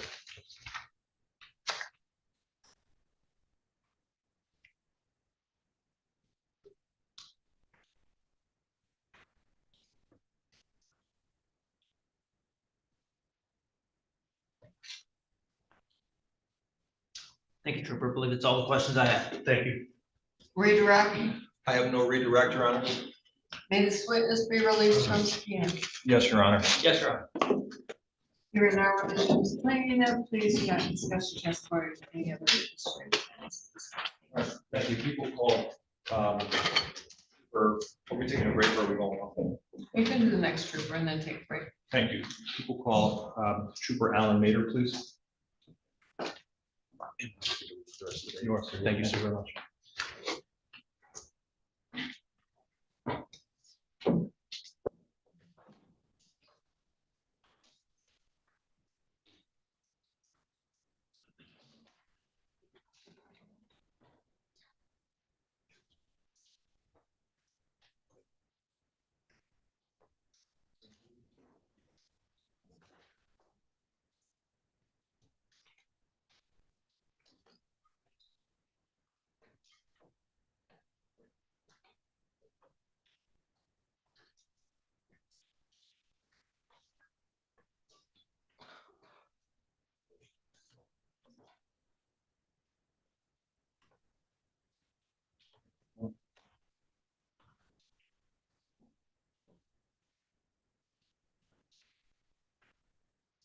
Good afternoon, please raise your right hand. Do you swear or affirm the testimony you're about to provide will be the truth, whole truth, and nothing but the truth under penalty of perjury? Yes, Your Honor. Thank you. Put your hand down and proceed. When you are comfortable, and feel free to adjust the microphone, please state and spell your name for the record. Alan Mater, ALANMATER. You may proceed. Thank you, Your Honor. Good afternoon, Trooper Mater. Can you tell the jury, please, where are you employed? With the Michigan State Police, In what capacity are you currently employed with the Michigan State Police? trooper, How long have you been a trooper with the Michigan State Police? 8 years, What is your current rank with the Michigan State Police? detective trooper, Your current assignment with the Michigan State Police, what is that, please? I'm on the marijuana and tobacco inspection. Directing your attention, please, to the date of January of 2021, were you so employed working with the Michigan State Police at that time, sir? Yes, And can you tell the jury, what was your assignment in January of 2021 with the Michigan State Police? I was on the Secured Cities Partnership in the city of Lansing. Can you tell the jury, please, what were your duties as a member of the Secured Cities Partnership in the city of Lansing? Special investigations as far as violent crimes in the city. So we worked in partnership with LPD's Violent Crimes Unit. I want to direct your attention specifically to the date of January 28th of 2021. Sir, were you employed and working in the capacity you just described on that date? Yes. And were you actually working on the date of January 28th, 2021? Yes. Mayor, can you tell us, please, what was your hours of operation that you were working on January 28th, 2021? 2 to midnight. Sir, were you working in a fully marked or in a full police uniform that day? Yes. Were you working alone or with a partner? With a partner, Who was your partner? Brian Bell. And were you and Trooper Bell traveling in a fully marked Michigan State Police cruiser that day? Yes. All right. That vehicle, was it equipped with emergency lights and sirens? Yes. And were they working on that day, sir? Yes. All right, I want to direct your attention, please, to 2:32 p.m. Can you tell us geographically where you and Trooper Bell were at 2:32 p.m. that day? We were on I-96 between Lansing Road and MLK. And can you tell the jury, please, what, if anything, you were doing at that location approximately 2:32 p.m. that day? Traffic stop. Did there come a time as you were monitoring traffic on that afternoon that a vehicle did catch your attention, sir? Yes. Can you tell us what type of vehicle that was, please? Chevy Tahoe, golden color, and it had window tint on the front 2 windows. All right, let me ask someone, just so we make sure on the vehicle, please. The vehicle that you came in contact, would that be marked on the police report that was filed in this case? Yes. All right. If that says it was a 2011 Yukon, would that be correct, sir? Yeah, it was Tahoe Yukon body style. Okay, very good. So we've had testimony from Trooper Bell that it was a 2011 gold Yukon. Would you agree that's the vehicle you guys came into contact with that day? Yes. Okay, very good, thank you, sir. And I know there's a similarity of the body Yeah. style on those. All right. Can you tell us, please, when you were in the vehicle at that time, were you the driver or the passenger of the patrol vehicle? Passenger. Can you tell us, please, what, if anything, caught your attention about that 2011 GMC Yukon as it passed that afternoon? Just tinted windows. Did you effectuate a traffic stop together with Trooper Bell that afternoon, sir? Yes, we did. All right. And when you made contact with the vehicle, what side of the vehicle did you proceed to that afternoon, sir? Passenger side. And who made contact with the driver of the vehicle? Trooper Bell. The driver of the vehicle has been identified in this case as someone by the name of Willie James Jr. Is that correct, sir? Yes. Did you have an opportunity to spend some time and see this person identified as Willie James Jr. that day? I did. And that person name identified as Willie James Jr., would you be able to recognize him, sir, if you saw him again? Yeah. Willie James Jr., the person you contacted as the driver and that passenger in that traffic stop, is he in the courtroom here today, sir? Yeah, in a blue button up. So he's right there at council table? Correct. All right, Your Honor, record should reflect identification of the defendant by this witness, Trooper Alan Mater. Any objection? Without objection. It shall so reflect. You may proceed. All right, so Trooper Mater, it looks like we've had testimony and seen a video that Trooper Bell went up and made contact with Mr. James Jr. in the driver's seat. Is that accurate? Yes. And who did you initially make contact with in the front seat? Michael Rude, or I don't remember his last name, but Michael front passenger. When you first made contact with the front passenger, did you attempt to name identify the front passenger? Yes, but he wasn't giving us his information. Excuse me, when he said he wasn't giving it to you, did he refuse to be identified during the traffic stop initially? Yeah. Okay. Understanding that Mr. James Jr. did not have a license and the passenger would not identify himself, what was the next step in this traffic stop process, please? The next step is Trooper Bell pulled driver out of the driver's side, because there wasn't a licensed driver for the vehicle, and brought him back in front of the patrol car. And did you have contact with this individual at that time? I did. And that individual is identified as this defendant, Willie James Jr., is that correct? Correct. Tell the jury what you did when you initially interacted with the defendant behind the vehicle that day. So when he was brought back, I searched him. And when he came back, he had 2 cell phones with him. And then as I was searching him, in the pocket of his coat, he had a large sum of money. All right, so have you had an opportunity to look at the fleet camera footage from the front of the patrol vehicle that day, sir? Yes. That footage, does it fairly and accurately depict what actually transpired on that particular day, sir? Yes, it does. All right, so I want to play what's been admitted into this case. People's Exhibit 12, please. And I'm going to have you narrate just a few things up to the contact that you just described. First of all, date and time of this is January 28th, 21 at 2:32 p.m. Is that accurate, sir? Yes. And where are we looking geographically in this video? That would be north. We're looking north across 96. All right, start playing the video, please.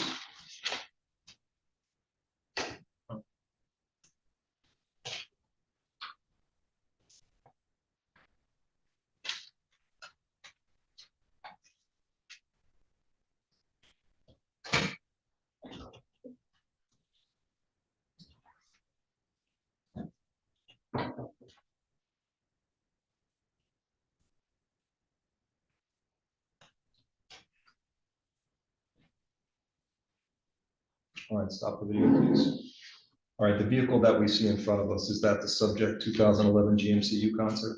Yes. All right, continue playing.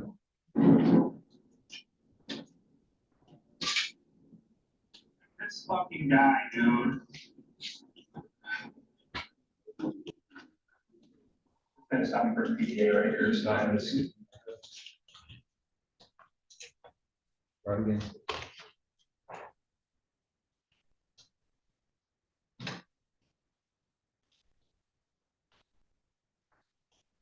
Again, start it again.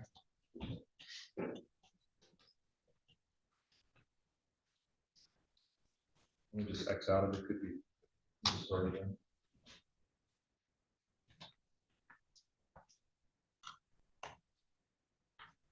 Technical difficulties, will start again.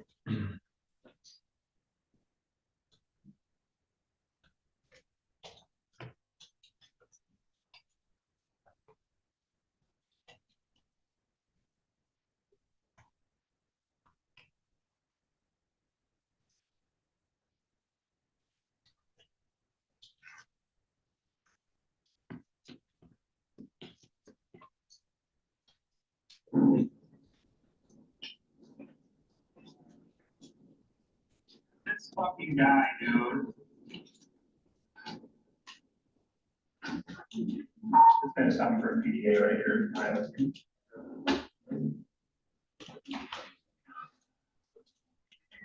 My disclosure about that time in the contact.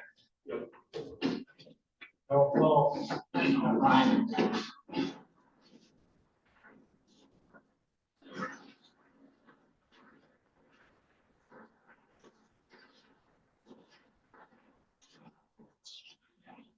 Well, we're probably 30 days. You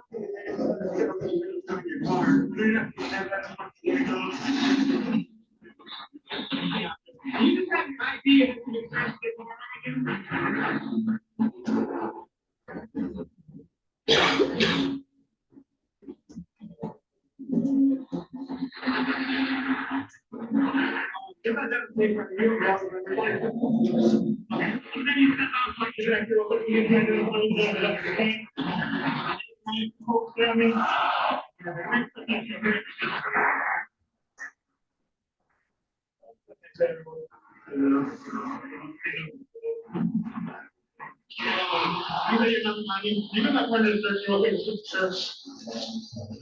Okay, so we see your hand on the defendant Willie James' left coat pocket, is that correct? Correct.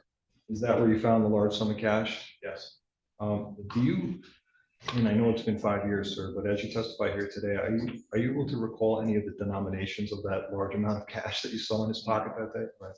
Do you have an idea, or were you able to determine how much money he actually had in cash in his left coat pocket that day? I have no idea, no. Continue playing and we'll watch you remove it, please.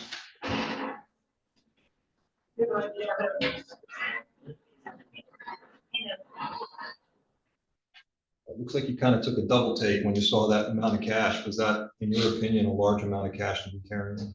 Yeah, it was a handful. Okay. For sure. Did you ask the defendant anything about the amount of cash or where he had gotten that cash from at that time, if you recall? I don't remember if I did or not. All right. Looks like you put it back in his pocket though, correct? Correct. Did you have a basis to seize it at that point in time? No. That was his money, right? Correct. Okay. Now, Mr. James is going to give you some items as we see here. What items did we actually get from Mr. James's person, understanding the cash went back in his pocket? 2 cell phones. Continue playing.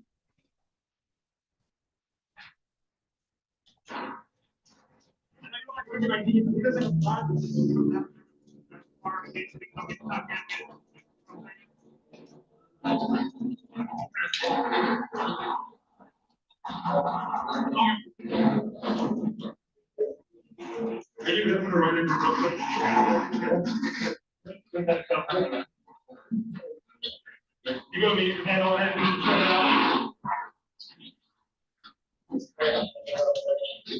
All right, we just saw you put some items on the hood of the patrol car. Are those the cellular phones that were taken from the defendant, Mr. James Jr.? Yes. Okay. Continue playing.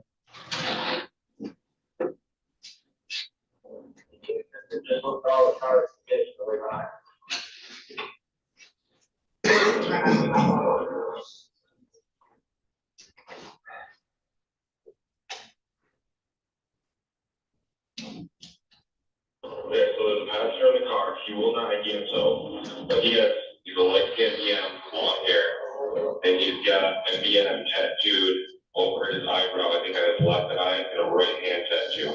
Anyone know who this is? Gotta be. I'll take a picture of it. Pull up right now, I just saw Willie James Jr.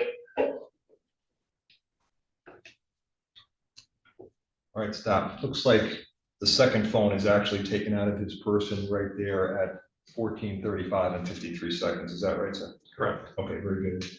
In addition to searching in Mr. James's coat pockets where you found the cash, where did those cellular phones, where were they on his person, if you recall?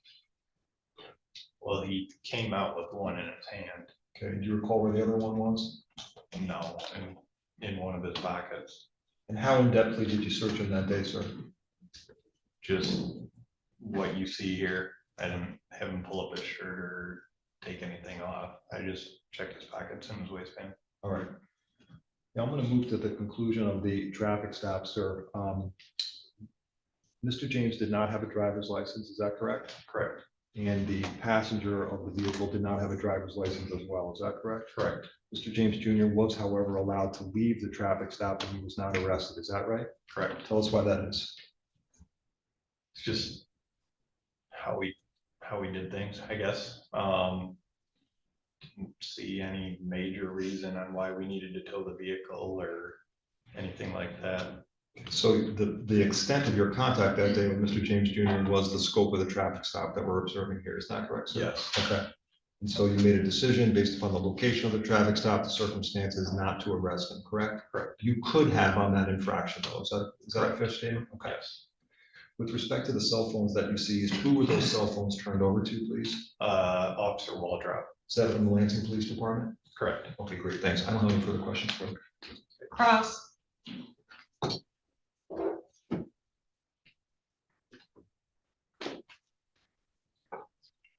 Good afternoon. Afternoon. And your title is Detective Trooper, is that correct? Correct. Should I call you detective or trooper, or how should I address you, sir? Trooper's fine. Okay. And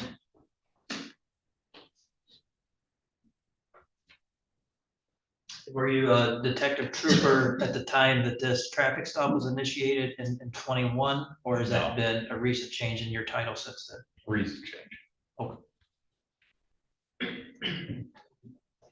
And what was your title at that time that this occurred? I was trooper. Trooper, yep.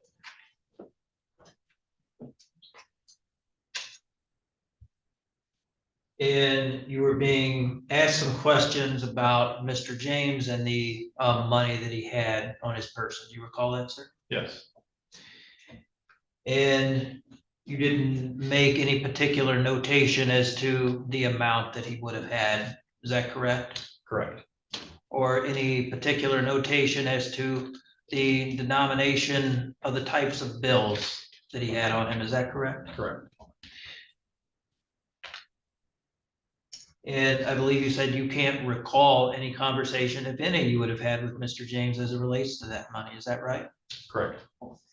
And that money was not seized from him during this stop. Is that correct? No, it wasn't. And that's because you had no basis to do so. Is that right? Correct.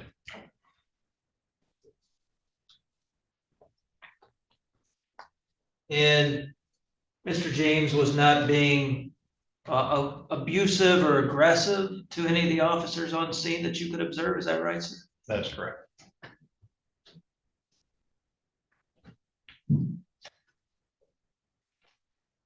And as has already been stated, he was free to leave the scene along with the vehicle after the business of the traffic stop had been concluded. Is that correct? Yes, He was not seized any further or arrested at that moment for anything. Is that right, sir?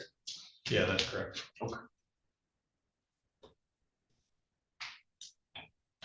And we saw him do just that, get into the vehicle and drive away once the business of the traffic stop was concluded. Is that accurate? I don't remember. Okay. No.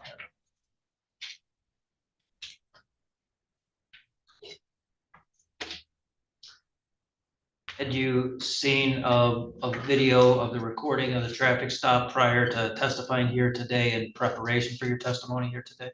Yes, yeah, I didn't watch all the way to the very end. Okay. Understood, sir. All right, thank you very much.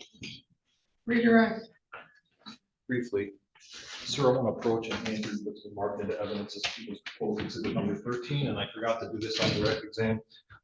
You just watched the video, is that correct? Correct. And you watched circumstances where you were searching Mr. James in front of your patrol vehicle that day, is that correct? Correct. Showing you people's number 13, does that appear to be a screenshot taken from the video that we just looked at? Yes, it is. Is this a fair and accurate depiction of the time frame in the video that we were just looking at, sir? Yes. Your Honor, I'm going to move admission of people's proposed exhibit number 13, please. Any objection or voir dire? Without objection. Admitted. Can we just have the overhead, please, Mr. Ryan?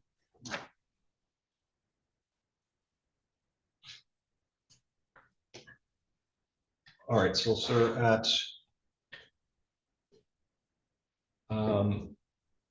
2:35 on January 28th, 2021, this was your contact in front of your patrol vehicle with the defendant, Willie James Jr. Is that accurate, sir? Yes, He appears to be wearing a large winter coat, is that correct? correct, He appears to be wearing a black hat, isn't that correct, sir? correct. And he appears to be wearing dark sunglasses, isn't that correct, sir? Okay, thank you, nothing further. Any follow-up on that exhibit on behalf of the defendant? No, Your Honor, thank you. Thank you. May this witness be released. Yes, Your Honor.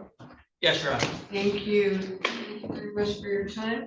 You are released from subpoena. Please do not discuss your testimony with any witness during the proceedings of this matter. Okay. Thank you.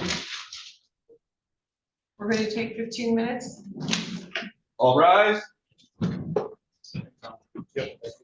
Hey, can you tell, Supervisor there?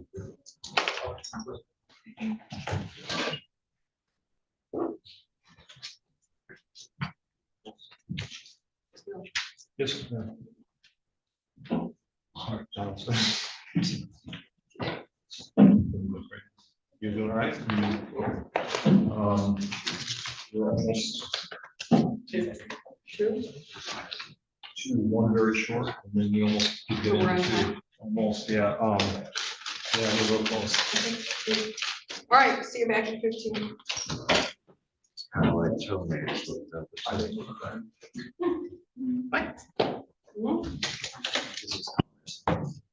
Triple mater, it's kind of like toe mater, but without the toe. Later, Later mater.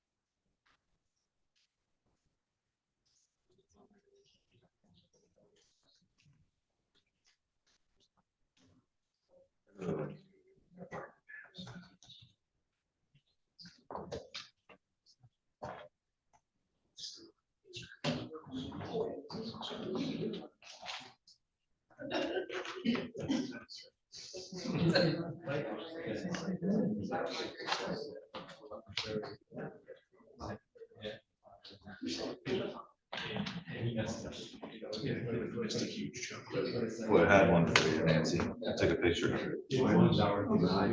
And how old was it? Am I consensual rude, if you know? Because you couldn't spell the guy's name. Yeah, that's just phonetics, so. Yeah, Mikkel. Yeah. It's like this one, but I don't even know if I have to spell, I'm gonna have to look it up. Do we have bloodies? Yeah. Yeah, they're the good ones. Is that you people over there, your back tank? Yeah, I was charging my battery. Forgot if you still wore that. I was charging my battery up. I'm getting a new one, hopefully getting a new implant soon too. Got one that, so they use a CPAP machine. They got one that they can implant like right here, and it puts two little electrodes on the back of your tongue. So when you start snoring, it just shocks you, you move your tongue. That sounds great. That's what I'm trying to get now. Do I have that? Yeah, for sure.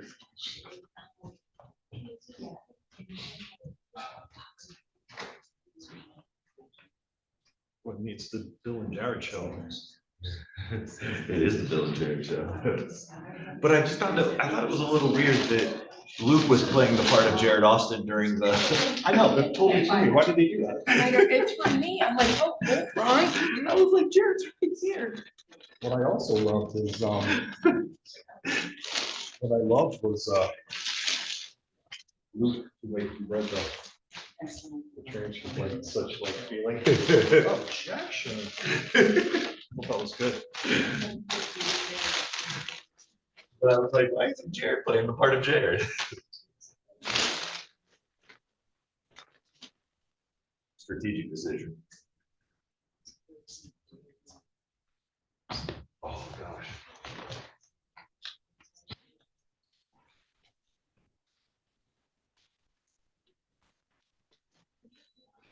Well, yes, yeah. Blood.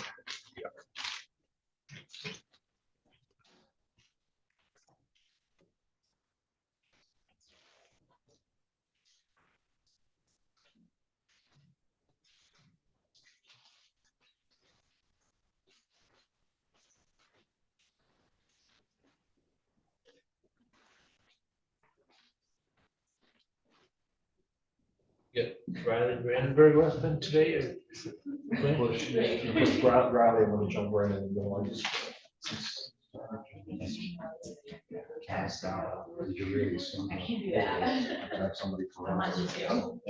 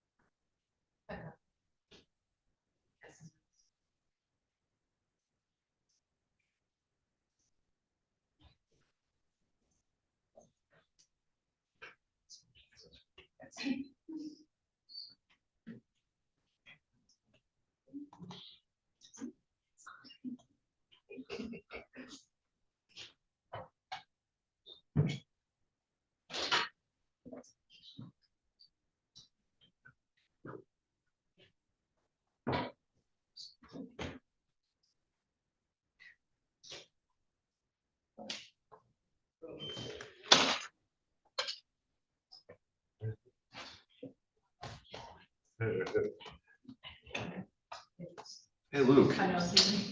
who made the strategic decision for you to play the part of Jared Austin in the prelim when Jared Austin was present? How did that decision come about? Well, it really came about because when I asked Jared, what witnesses would you like me to handle?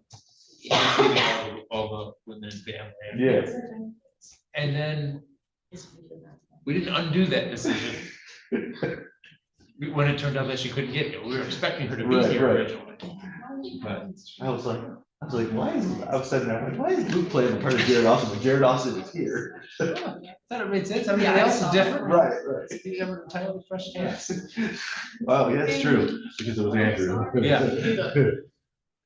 It feels so unnatural reading Andrew's questions. Just what kind of questions is it? It's reading. I can hear that in his thought process. Right. I don't even know what you said. What is this? Yeah. Like, yeah, I did, new judge. On one hand, it's like, you don't have to, think obviously, because Right. you're just reading. But on the other hand, you have to pay attention the whole time, because like, I don't know what Jared's objecting to something. Yeah, you have to follow. I along. wasn't at that hearing. You have to follow along the whole time. Right, line by line. the whole way. That's why I was like, Nancy's doing a transcript of a transcript. Yeah. It's about 30 pages worth. Yeah. I'm gonna ask Jared the same question. Or just ask you, so see if he says something different. You said no? I thought it was just part of the defense strategy. Like I said, it was part of the witness split. Have the yellow.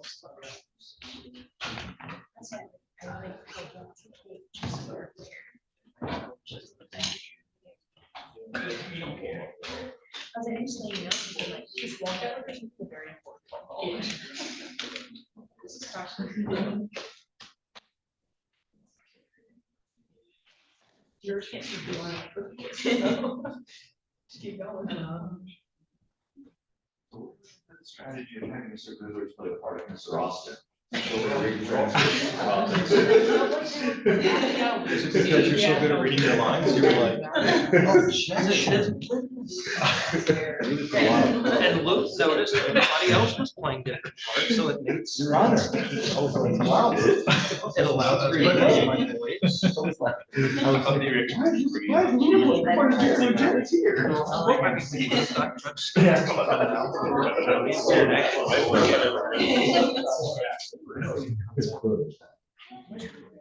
But I'm just. That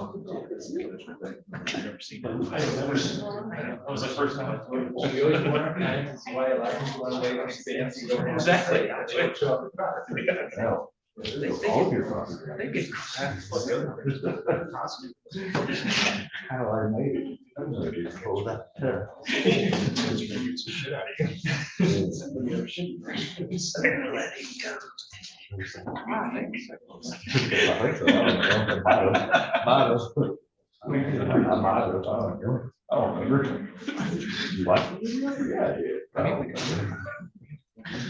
Kind of like, well, with the service, we inside or we outside? I'm both. I'm inside. You just said you were inside, were you outside or outside?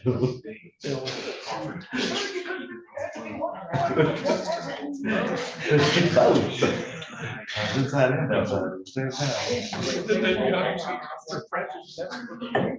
I thought you were. To me, that's what I thought.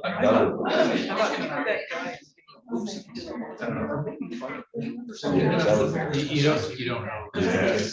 Yeah. He goes up, he's like, I want you to read this right here. He goes, okay. Doesn't it say that? He goes, doesn't it say that? I didn't read that in there. I was like, Jerry just gave him the wrong report. I told him I should go to sleep. So I told and even then, he didn't want to. right.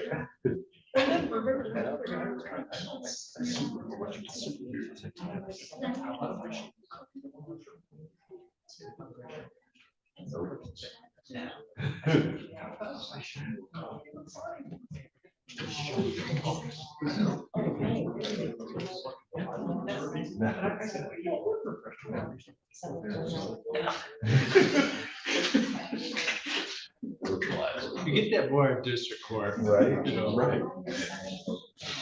Yeah. Especially, to be perfectly honest, more of a prosecutor witness problem than I.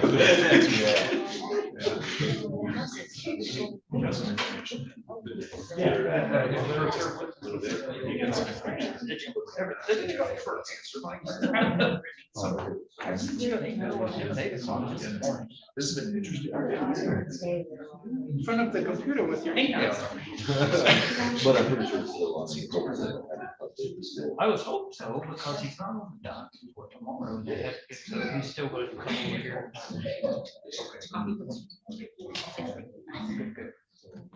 Yeah, right. Expect to be pleased with you guys tomorrow morning. Maybe you will, or maybe you won't.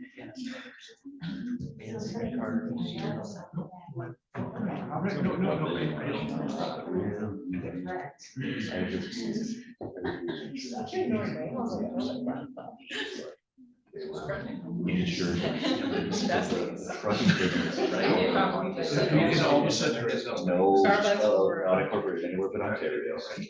The insurance company also out of Ontario. Drug was driving through Michigan and gets the overpass on that 95. I'll take Jurisdiction. Yeah, so the two insurance companies. What's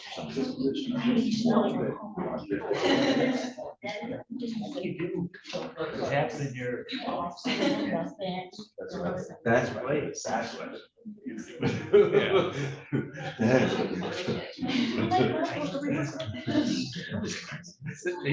I've got it all written down. Like I've got Nancy's real time. I was like, if I need to listen, I can just look over and read it. His view of the facts isn't all that important. It is true. It doesn't matter, right? It doesn't. Actually. No, I mean.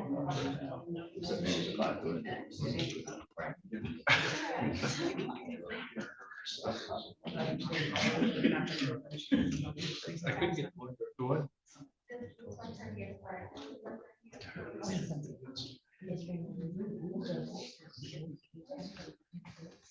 We're gonna get, not relevant here, but representative. 8 years, 4 or 5 years. He was also.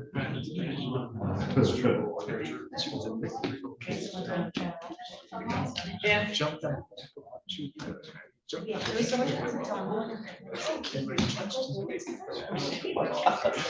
Apparently she got. Yeah.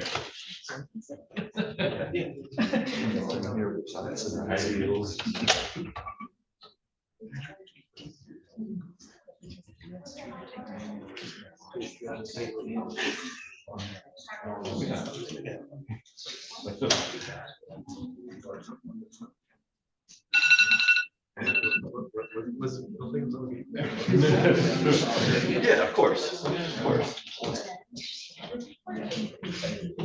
I always play high stakes poker. You can walk around, take care. That's fine.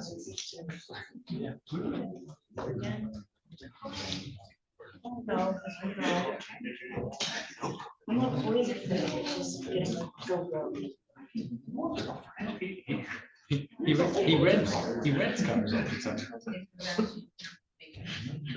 It's gotta be more expensive than buying one. It's almost like carrying a lot of cash out in plastic bags. So it doesn't get wet. He's a scale.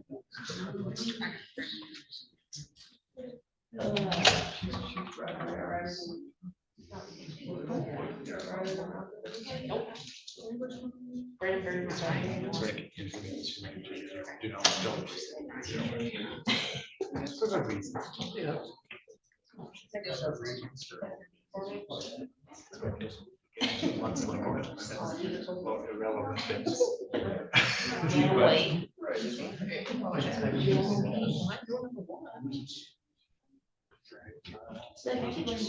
Okay.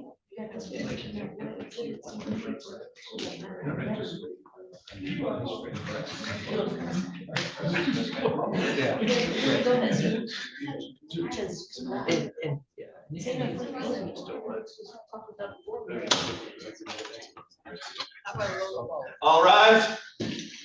Thank you, you may be seated. Is that your property or mine? It is not mine. Oh, I don't wanna, not that close yet.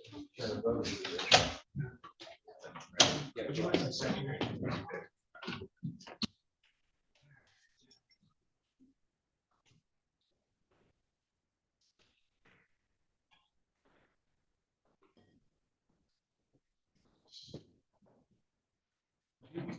put up the note?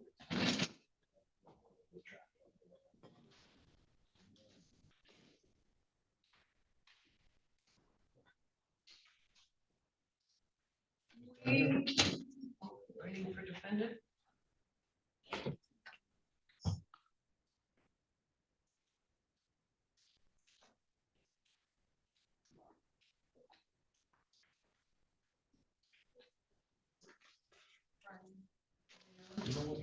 Knock on the door. Yeah. He just went back as soon as you came out, he went back to go grab me. At least I hope that's what he's doing. Well, you know.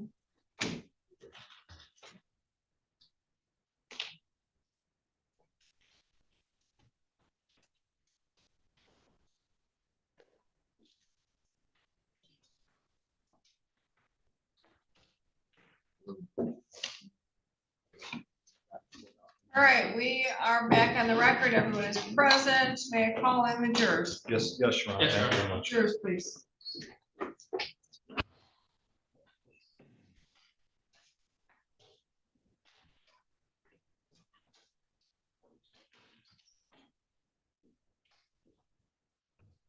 All right.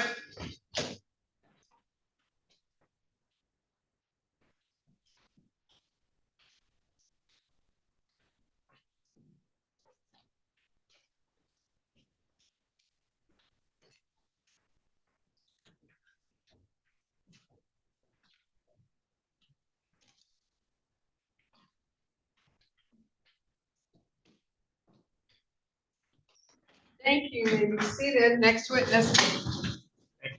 Call Trooper Keegan Riley to the witness stand briefly, Your Honor.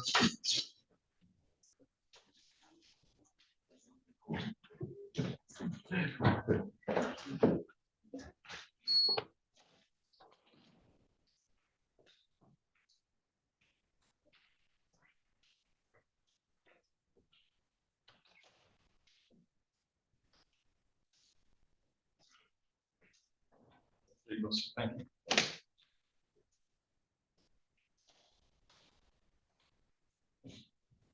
Good afternoon. Please raise your right hand. Do you swear or affirm the testimony you're about to provide will be the truth, whole truth, and nothing but the truth under penalty of perjury? I do. Thank you. Put your hand down, have a seat, pull the chair right up to the microphone. When you are ready, please state and spell your name for the record. Keegan Riley, KeeganRiley. Thank you, counsel. Thank you. Good afternoon, Trooper Riley. Thank you for your patience here today. Sir, I want to direct your attention to January 2021. Can you tell the jury where were you employed in January of 2021? The Michigan Department of State Police. In what capacity were you so employed with the Michigan State Police? At that time, I was a uniformed trooper assigned to the Secure City Partnership to work in conjunction with Lansing Police Department's Violent Crime Initiative. So you don't have to do math, sir. Are you still employed with the Michigan State Police? Yes, sir. How long have you, as of now, been employed with the Michigan State Police as a trooper? Since June of 2012. So on or about January of 2021, that would have been about 8 years with the Michigan State Police. Is that correct? Yes, sir. Did I do that right? Okay. Roughly. Can you tell the jury, please, what were your duties as a member, as a trooper as part of the Secured Cities detail with the Lansing Police Department? It was uniform patrol, but it was also working a lot with known offenders or ongoing cases and things like that, assisting with the detective bureau. I guess the best way to describe that, but I mean, being uniform patrol and being available for, in progress violent calls or working with known cases and known offenders to try and further investigations, or just being out doing uniform patrol within the city of Lansing. Very good. Thank you for that answer, sir. I want to direct your attention specifically to the date of January 28th of 2021. Trooper Riley, were you working in this capacity on January 28th of 2021? Yes, sir. Can you tell the jury, please, what hours or shift you were working on January 28th, 2021? Our primary shift was 2 p.m. to midnight. On that exact day, it's possible that it was different than that. That was our standard shift unless we flexed it for whatever reason. Sir, on that date, would you have been working alone or with a partner? I typically had a partner, Trooper Jubin, who was in the vehicle with me. He was likely with me that day. When you were working that day, were you in a full police uniform, sir?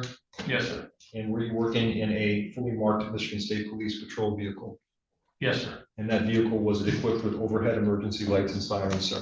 Yes, sir. All right. I want to direct your attention to just after 2:40 p.m. on the date of January 28th, 2021, sir. Did you have occasion to respond to the location of westbound I-96 to assist Trooper Brian Bell and Trooper Alan Mader in a traffic stop that they were conducting? Yes, sir. All right. Did you participate in the initial traffic stop, sir? No, sir. Do you know how long it was before you arrived on scene to assist Trooper Bell and Trooper Mader that afternoon? I don't have a direct recollection. Is it unusual that where fellow troopers are doing a traffic stop that other troopers will respond to assist in that traffic stop? No, it is not unusual, and specifically on this assignment, typically if one of the cars has a stop, especially if they've gotten anybody out of a vehicle or if they're going to do a search, if we're available, we would almost always go toward or to that location to offer assistance. Did there come a time when you arrived at this traffic stop that we're discussing that afternoon? Yes, sir. And you've had testimony in this case that the car that was stopped was a goldish in color 2011 GMC Yukon. Is that all accurate, sir? Yes, sir. And we see on the screen here, sir, portion of the fleet body camera that was, or the in-car camera that was taken. Do you recognize that as Trooper Bell and the Yukon that you participated in the traffic stop with that day, sir? Yes, sir. All right, very good. So tell us what you observed when you first got on scene that night. What was that afternoon? What was going on when you first arrived on scene? When I got to the scene, the traffic stop had already been started. I gathered after I arrived that there was going to be a vehicle search conducted. I knew Trooper Mader was going to be standing with the occupants, so I offered assistance to Trooper Bell to help with the search. Did there come a time when you assisted in the search inside of that vehicle? Yes, sir.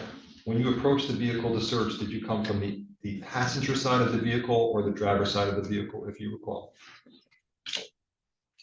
Started on the passenger side. During the search, I went to both, but I started on the passenger side.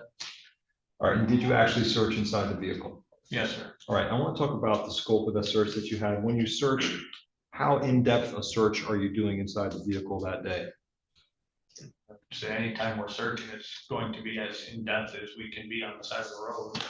Noticing that this was a daytime stop, sir, did you use flashlights, looking everywhere with flashlights inside, or would that not be typical in a stop like this?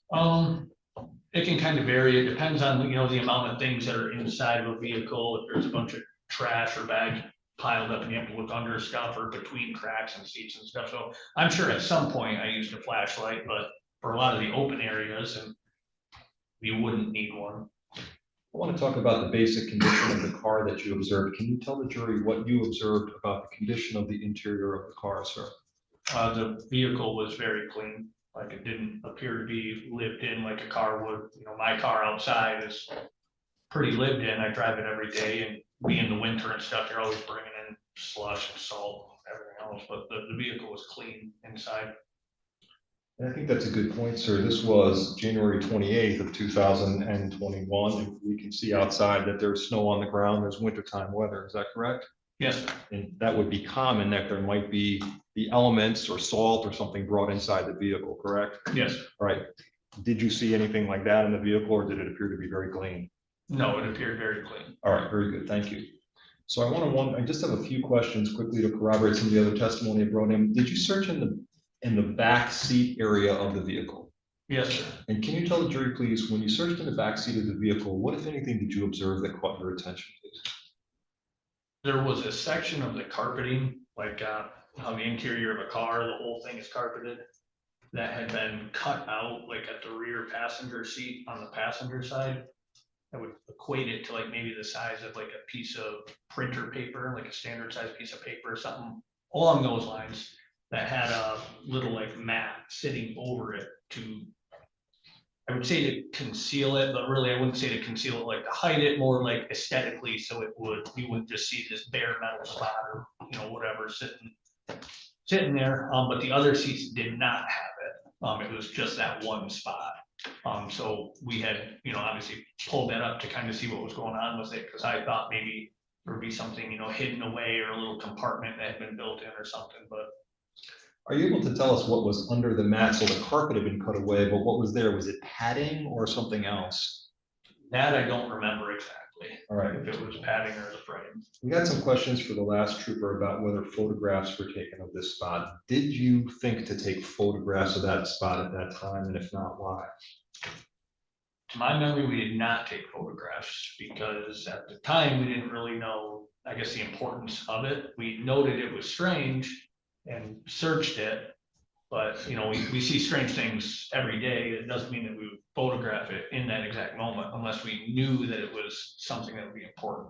And sometimes with our jobs, we find out later, hey, that was really important. We should have photographed that.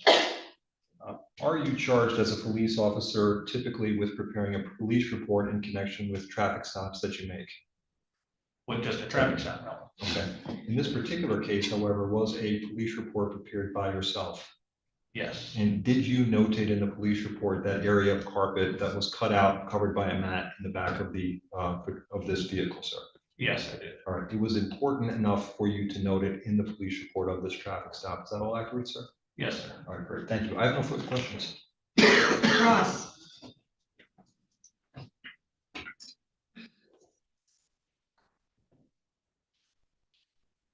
Good afternoon, Trooper. Good afternoon, sir. Kind of backtrack and start at kind of the beginning of your testimony a little bit. You were speaking about, you noticed the cleanliness of the vehicle on this stop. Is that right? Yes, sir. And to differentiate, you said it was cleaner than the state of what your personal vehicle would normally be. Did I understand that correctly? Yes, sir. Just kind of referencing the general lived-in look of, I guess, sure, most vehicles. And would you agree with me that people have different levels of cleanliness for their vehicles? Yes, sir. Okay. And some people clean their cars more frequently than others? Yes, sir. Okay. And you have no way of knowing as to whether or not that vehicle had just been to the car wash earlier that day, is that correct, sir? That'd be correct. And you stated you noticed and made reference to the hole in the carpet in your reports that you generated for this, is that right? Yes, sir. But you admit that no photographs were taken by you or any other law enforcement officers on scene as far as you're aware, is that correct? That is correct. Okay. And the vehicle was not seized at that time, is that correct? That is correct. And the vehicle was free to be driven away once the traffic stop was concluded, is that right? Yes, sir. And as a matter of fact, that's exactly what happened, is that right? I don't remember exactly what happened. I, as a backup officer, likely left before the entire conclusion, Oh. but I would imagine. Oh. If the other officers testified to that, would you have any reason to dispute that or disagree with that? No, sir. And you did not witness, did you witness Mr. James being present as a part of this traffic stop? Willie James Jr.? Yes, sir. Sorry. Okay, I didn't, yeah. Yes, sir. okay. And you know who I'm referring to when I say that, is that correct? Yes, sir. Okay. And you did not witness Mr. James being abusive or aggressive towards the other law enforcement officers on scene No. that day, is that right? Sorry to cut you off. No, sir. I did not.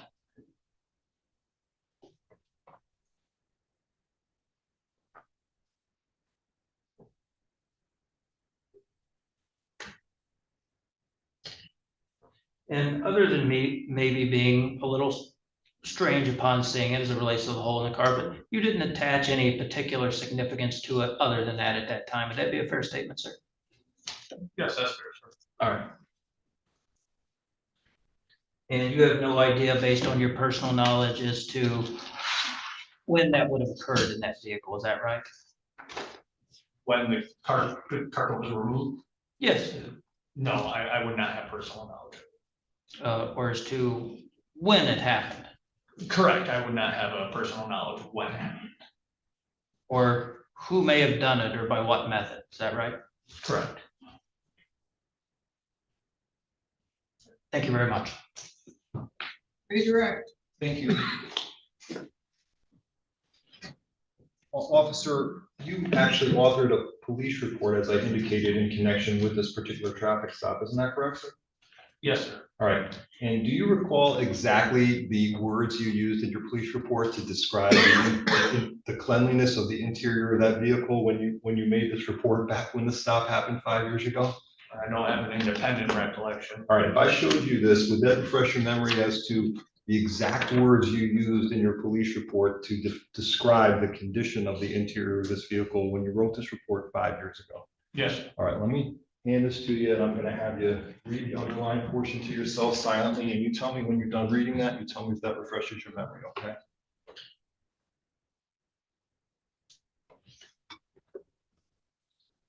Yes, that does, sir. When you wrote this report 5 years ago, just after seeing this vehicle, can you tell the jury what was the description of the cleanliness of the car that you said, please? I described it as exceptionally clean, appearing to have recently been detailed. Okay, thank you, nothing further.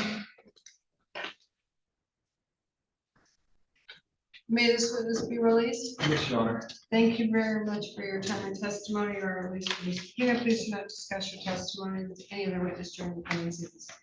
Thank you, Your Honor. Next witness.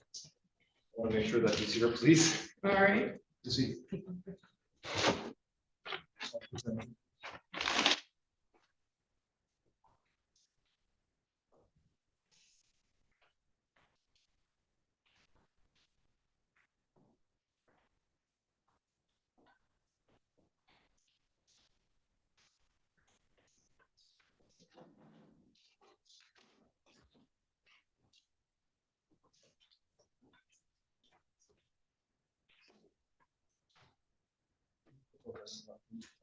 Do you swear or affirm that you will tell the truth, whole truth, and nothing but the truth, and the penalty of perjury? I do. Thank you. Put your hand down and have a seat. When you are comfortable, please state and spell your name for the record. Benjamin Brandenburg, BenjaminBrandenburg.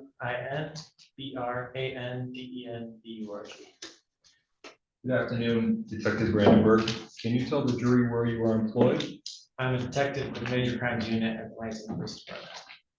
How long have you been a police officer with the City of Lansing Police Department? Just over 8 years. How long have you been so assigned as a detective in the Violent Crimes Unit of the Lansing Police Department, sir? Since April of 2024. 2025. Detective, I want to direct your attention, please, to the date of January of 2021. Were you so employed working as a police officer in January of 2021, sir? I was. Can you tell the jury, please, what was your assignment in January of 2021? Road patrol. As a road patrol officer, sir, do you have general policing duties within the City of Lansing? I do. I want to direct your attention specifically to a couple days in this investigation. The first date would be January 21st of 2021. Officer Brandenburg, or Detective Brandenburg, excuse me, were you working on the date of January 21st, 2021? I was. Can you tell the jury what hours or shift you were working on January 21st, 2021? I was assigned to our noon shift patrol, which services the city between 3 o'clock PM and 1 o'clock AM. In what area of the city were you specifically assigned to patrol on that day, sir? It's deemed Sector 4, so it's the southeast portion of the city. Were you working alone or with a partner, if you recall?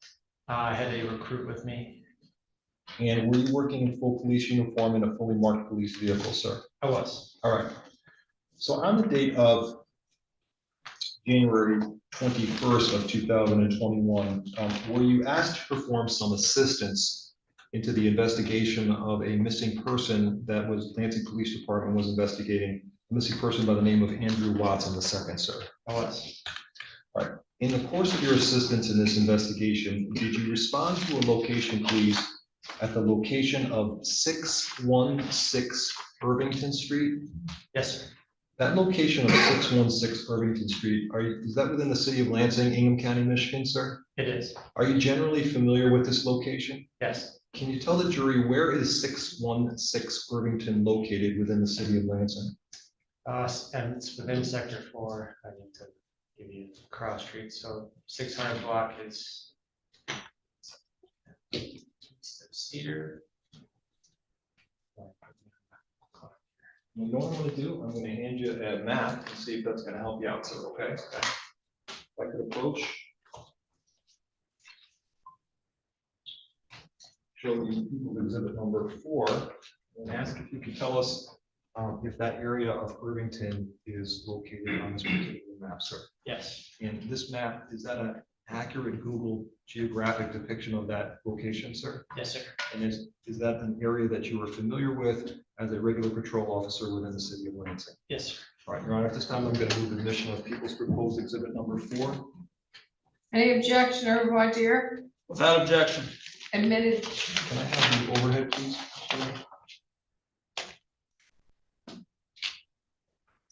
All right, sir.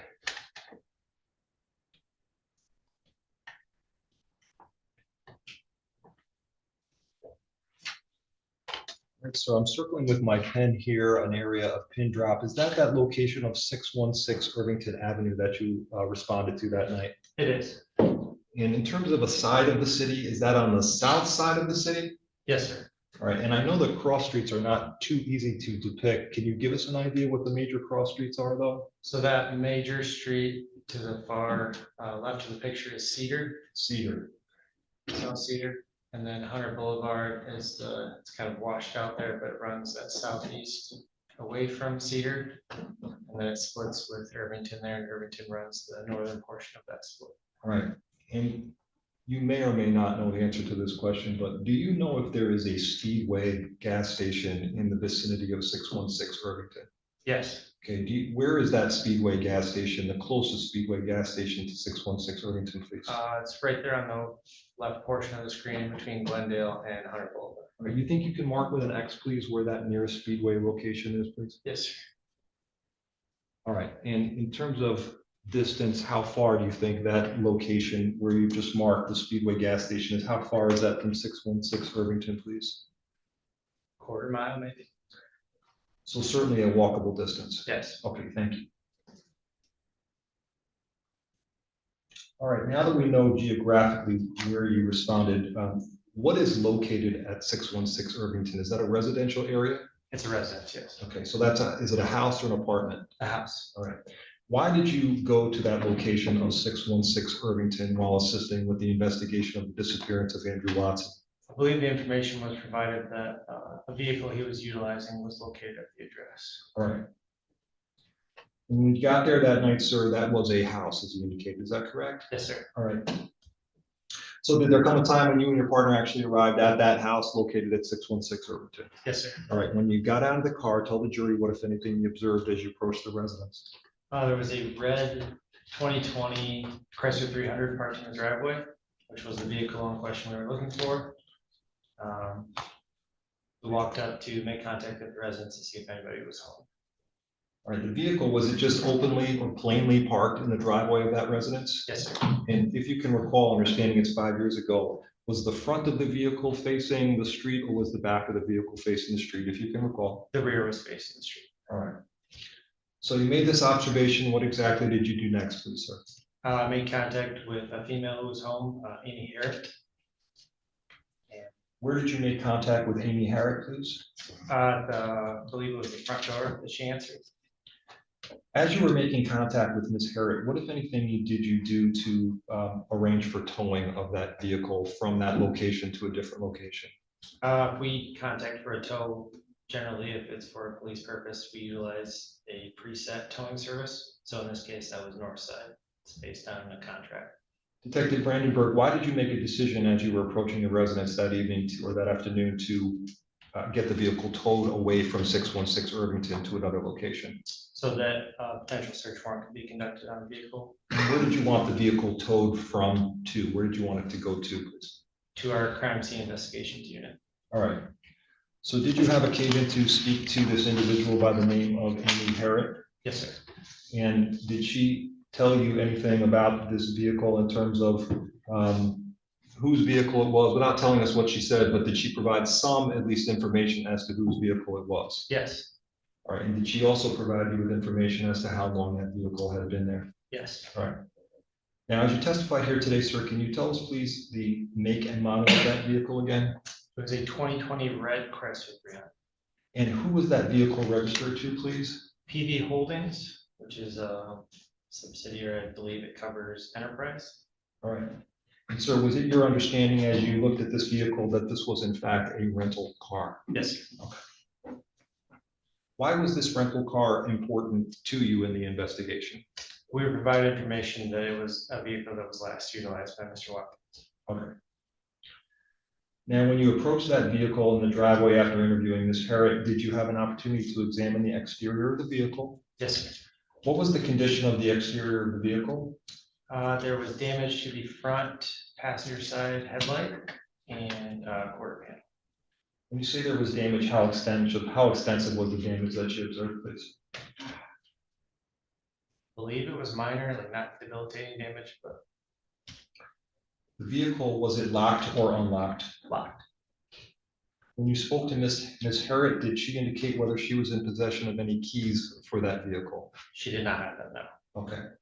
Now, were there any other occupants home, at least to your knowledge, at the time you interviewed Ms. Harriet? Trying to remember if Robert Brown came later, if he was also in the house. I believe he was also in the house. All right.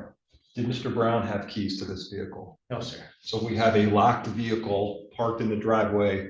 Nobody's got keys to it. Is that correct? Yes, sir. All right, very good. If I showed you photographs of the vehicle, sir, do you think you would recognize that 300 Chrysler, red Chrysler that you came into contact with on the night of January 21st, 2021, sir? Yes, sir. All right, let me hand you a bunch of photos here. Sheet here.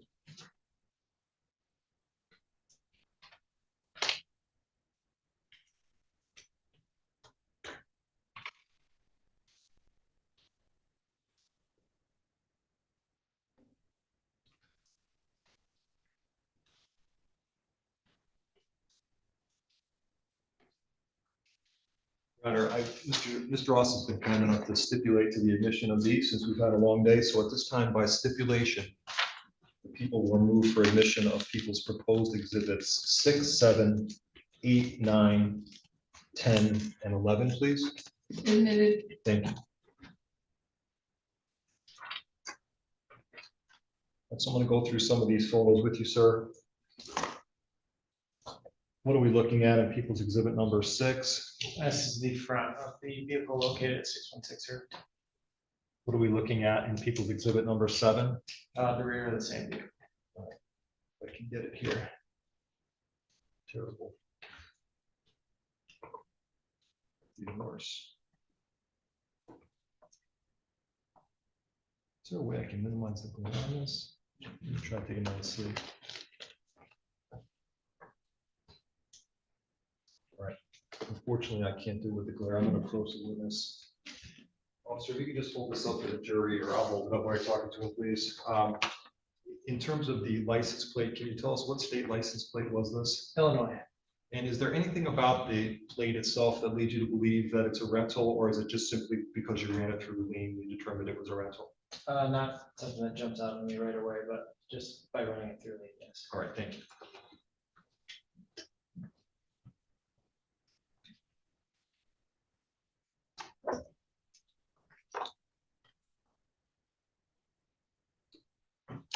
All right, sure. So, sir, showing you People's Exhibit number 8. What are we looking at in People's Exhibit number 8? The front passenger quarter panel on the passenger side of the vehicle. All right, the damage that you described, is it apparent in People's Exhibit number 8? Yes. Can you circle that for the jury so they know where the damage location is, please?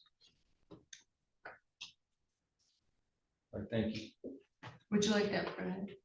I think the exhibit's self-explanatory, Your Honor, so thank you for that offer, but I don't think I will this time. Showing you People's Exhibit number 9, sir. What are we looking at, People's Exhibit number 9? Driver's side front quarter panel on the same vehicle. People's Exhibit number 10, what are we looking at? The rear passenger side quarter panel. And then People's Exhibit number 11, sir. Tell us what we're looking at in People's Exhibit number 11. The rear driver's side quarter panel. Now, you told us that the vehicle was locked. What, if anything, did you do at the 616 Irvington address to attempt to inspect the inside of the vehicle? I had the north side driver open the door for us so that we could conduct an inventory search of the vehicle. All right, so you open the door. Is there a car alarm on that vehicle? Yes, sir. Is the car alarm blaring the whole time? Yes. Understanding that the car alarm is blaring, do you go through and do a preliminary search inside this vehicle? Yes. Did you observe anything unusual or out of the ordinary inside the vehicle? No, sir. Did you observe any blood, ballistics evidence, anything indicative that any type of crime or violent episode had occurred in that car? No, sir. All right. Was the vehicle then towed from the scene that night by the Northside Towing? Yes, sir. And was it towed to the CSI garage or a Lansing Police Department facility, if you know? The CSI garage, which is the Lansing Police. Very good, thank you.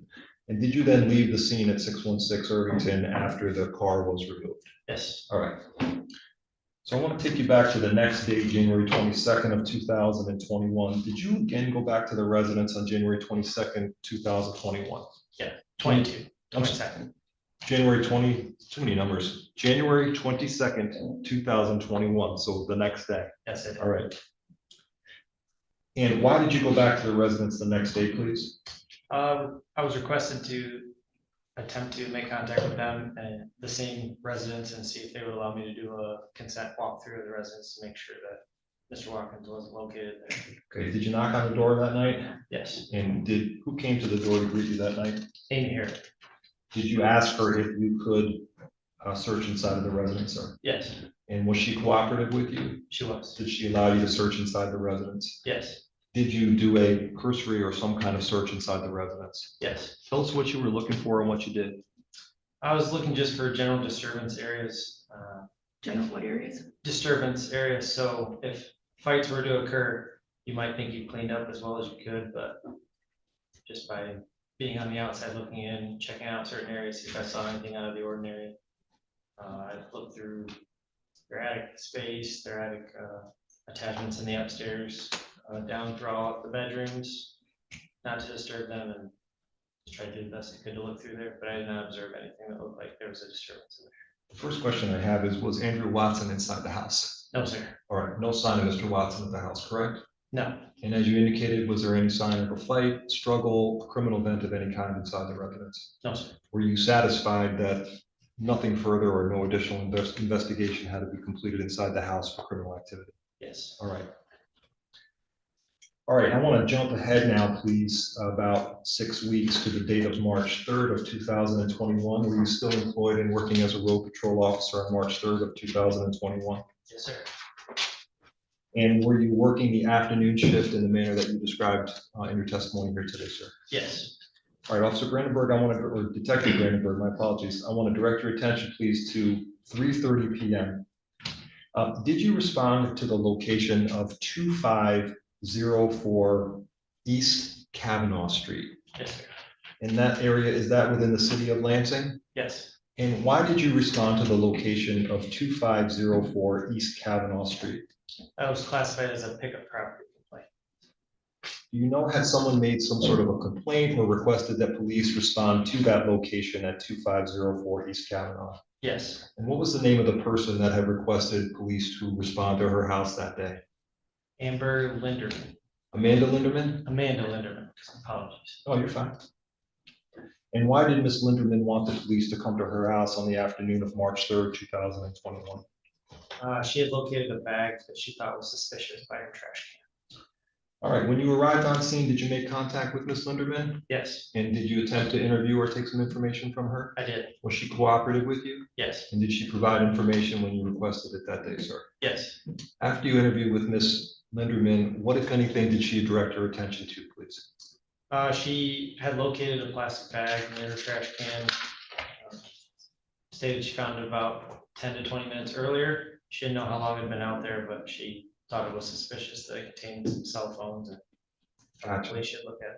And where was that bag when she directed your attention to it, if you recall? She had brought it up to the front door by her front door, so she could give it to us. All right, did you come into contact with that bag? Yes. All right, when you first saw the bag, describe exactly what that bag looked at, what the color was, what type of bag, et cetera. I believe it was a white grocery bag. I couldn't really see inside. You could just see there was objects inside, cell phones. I just thought it was just trash that was thrown away, so we were gonna take it back. You know, understanding that, did that appear to be suspicious to you that there might be a bag of discarded cell phones or no? Yes, it I was mean, suspicious. Could that be potentially connected to some kind of violent crime? Yes, Okay. So understanding that, sir, what did you do with the bag? Did you take it somewhere? I took it back to our operations center in the evidence room so I could open it up. So I could get gloves and make sure we had a clean area to do it. When you took it back, and that's an important point, so you took it back to the operations center, is that Yes, right? And into the evidence room? Yes. What do you do before you handle evidence to make sure that you don't contaminate any of the possible biological evidence on that? Put on latex gloves. And did you do that in this particular instance? Yes. When you put on latex gloves, what did you then do with the bag? Tore open the bag, and upon looking inside, I could see blood on some of the cell phones and a pair of gloves inside there. So having dealt with what I dealt with before in January, I was just running through my mind if these cell phones were possibly connected to Detective Osborne's case. So I called her, just asked her if she was missing any cell phones. And she was there at that time, so she said, well, just hold on and I'll come down, I'll take a look and see if it's applicable or not, like for me to do any further. All right, so I want to take that step by step with you. You said that you loaded up and then you opened the bag. Is that correct? Yes. You made some observations inside that bag, correct? Yes. How many cell phones did you see inside the bag? 3. You indicated that they appeared to be covered in something. What were they covered in? Blood, human. And what led you to the conclusion that they were covered in blood? Just red, was it wet? Was it stained? What did it look like? Some of it was starting to dry, but you could definitely tell it was blood. All right, and it's important to me to know, was it wet blood in there or was it dry blood, if you recall? I believe a little bit of both. I believe some of it was still wet, but it might have all been dry. I didn't handle it too much. The next thing you told us was that there was a pair of gloves in there, is that correct? Yes. What type of gloves were they? Winter gloves, surgical gloves, or something else? Surgical gloves. And what did those surgical gloves look like? I believe they were white with blood on them. Also with blood on them or suspected blood on them? Yes. And what did you observe in terms of the wetness or dryness of the suspected blood on the white gloves? I believe it was dry. Was there anything else inside of the bag with the gloves and the cell phones? Torn $20 bill.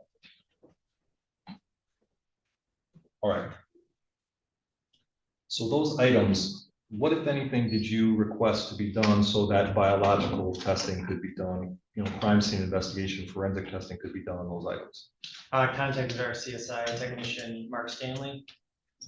Because obviously they have more training in evidence collection, preservation of evidence. So turned over those items to him so that he could do a more complete job of processing them. All right. So what does it mean to tag a piece of evidence or tag an item into evidence of the Lansing Police Department? What does that mean? We entered the general information where it was collected, the date, time into our system. At this time, it was a file on queue. Enter that system in, and once all the fields are met, it spits out a sticker tag, which is put on the evidence so that we can keep track of it. Did you tag these items, the cell phones, the gloves, and the RIP money into evidence, or did somebody else tag them into evidence? If you recall. I believe CSI Tech Stanley. Were you present when CSI Stanley actually tagged those items to evidence, meaning were you working together? If you know. I don't remember. All right, fair enough.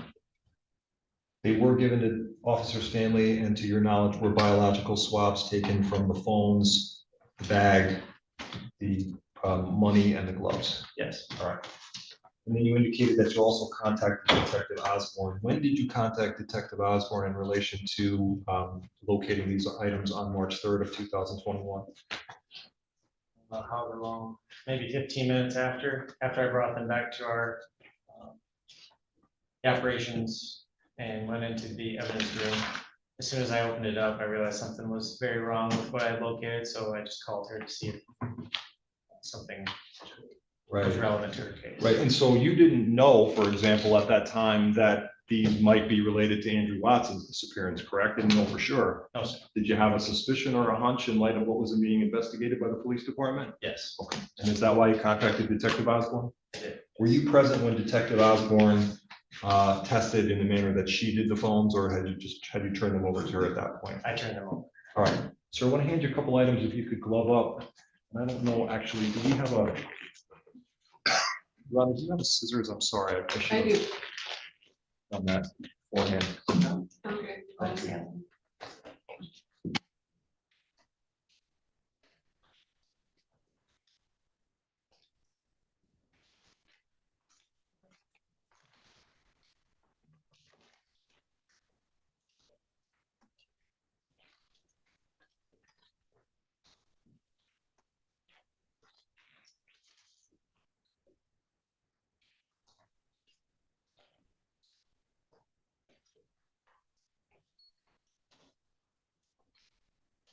So I'm going to go through a number of items with you here, please.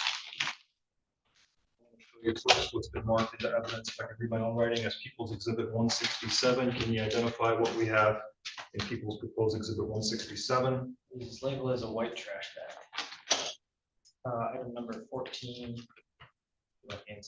No, that's okay. Just, that's the white trash bag that was collected by yourself at the Kavanaugh residence? Yes. All right. And then I'm showing what's been marked into evidence as People's Proposed 169. Ask if you can identify what that item is, please. 2 white rubber gloves marked 1 and 2, located from the same address. All right. Showing you People's Exhibit number 185. Ask if you can identify what that is, please. Half of a $20 bill, same address. Showing you 3 items. First, People's Proposed 174. Tell us what this is, please. The iPhone, rose gold in color and black case, located at the same address. People's 182. LG cell phone, blue in color, the cracked screen, same address. People's 178, please. LG cell phone, blue in color, barcode, located at the same address. All right. Working backwards, sir, these 3 cellular phones that we just described, are these the phones that you collected from Amanda Linderman at the Kavanaugh address? Yes, sir. This white trash bag, is this the item that was collected by you from Amanda Linderman's address? It is. This item right here, People's 169, are these the white rubber gloves contained within that bag? They are. And lastly, People's 185, is this the half of a $20 bill that was collected by you at Amanda Lindgren's address on March 3rd? It is. All right, Your Honor, at this time, I'm going to move for admission of the following items.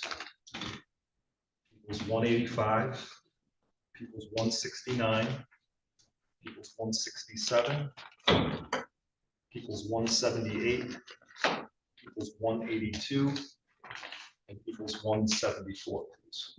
Any objection or voir dire? Without objection. Admitted. All of them.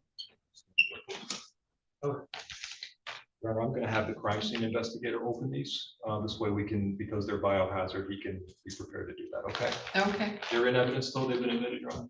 yes. Thank you. All right, I have no further questions, thank you. Cross.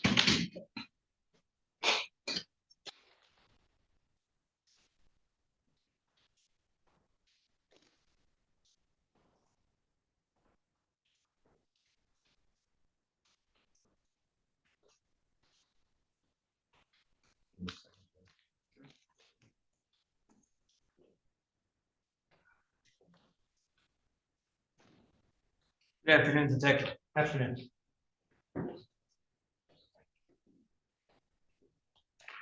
Backtracking a little bit, your testimony here relates to the Chrysler 300 that we were talking about, is that right? Yes, sir.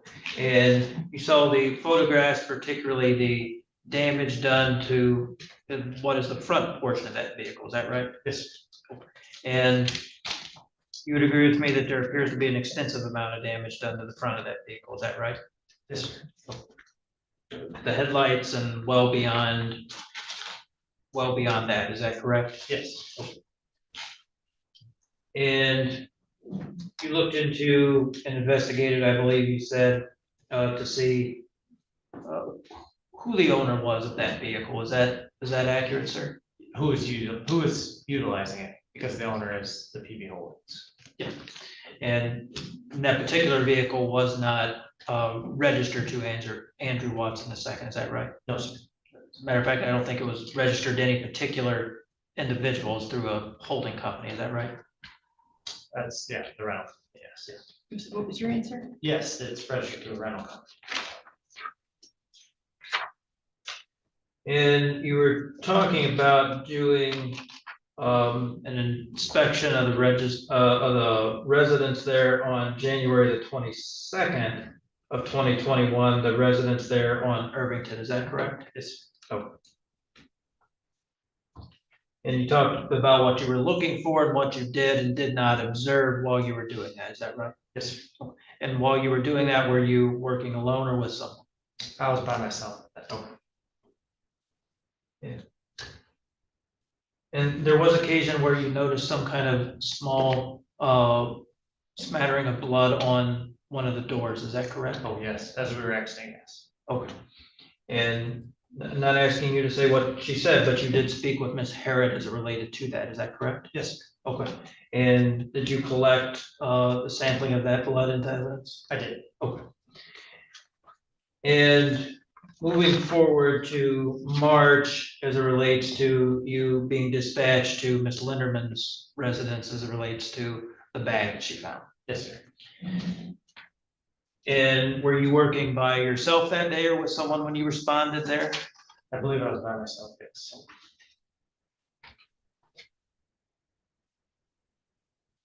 And that's when you collected the bag with the objects in it from her, is that right? Yes. Okay. And when you saw the bag that she had handed over to you for collection, were you able to see inside the bag, the contents, or were you able just to see an outline of what was in there? I could just tell they were cell phones. I mean, obviously the grocery bags are cloudy. I couldn't see exactly what was in there. I could just tell there was the cell phones in there. It looked kind of wet or dirty inside there. Was it a grocery bag or was it a trash bag? How would you describe it? I was, in my head, I was thinking more of like a grocery bag with a white grocery bag tied up. I guess it could have been a trash bag.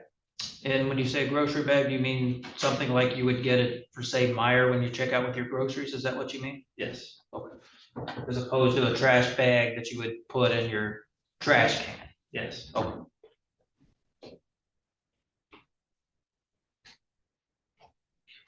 And you were asked some questions about what appeared to be blood on some of those cell phones. Is that correct earlier in your direct testimony? Yes, sir. And you were talking about whether they appeared to be either dry or wet. Is that correct? Yes, sir. And did you indicate that some of the blood on there may have appeared to be wet to you? I'm trying to remember from 5 years ago, but I believe so. Okay. And what is the significance of that? What is the significance between wet blood versus dry blood? Just the time it was placed there.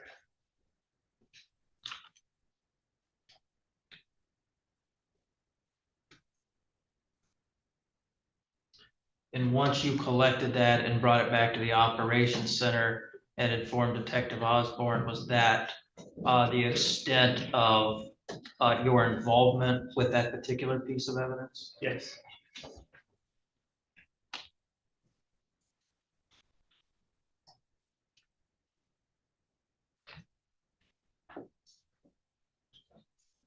And who collected the evidence from you once you turned it over to whomever? Do you recall? Yes, crime scene investigator Mark Stan. He came and retrieved it? I believe so, yes. Oh.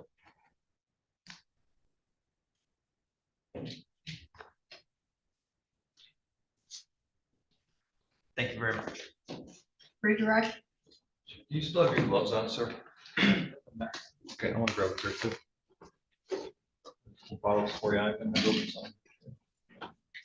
The first thing I want to ask you is, you were asked a question about a swab of suspected blood or material that you found over at the Irvington residence. Is that correct? Yes, sir. Did you interview Ms. Herron about that? I did. Without telling us what she said, did she provide you with an explanation as to what that was? She did. Okay, and were you concerned, based upon that investigation, that that was anything to do with Andrew Watson that night? I wasn't sure, so that's why I collected the swabs. All right, but she provided an explanation to you as to what the source of that was. Is that correct? Yes, sir. All right. Now, we had some debate here on cross-examination as to whether this was a grocery bag or whether it was a garbage bag. Can you open this up? Just take a look at it, please. Do you mind opening the file? Nope, that's Okay. fine.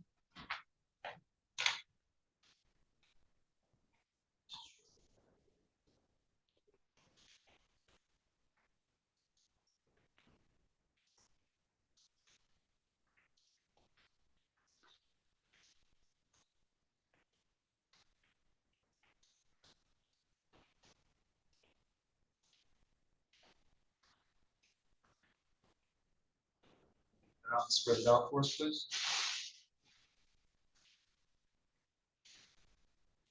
All right, so a couple things. First of all, there appears to be some sort of a dusty surface on that. Are you able to tell us what that is, sir? I have no idea. Okay. Can you walk down and show the jury the length of this, please?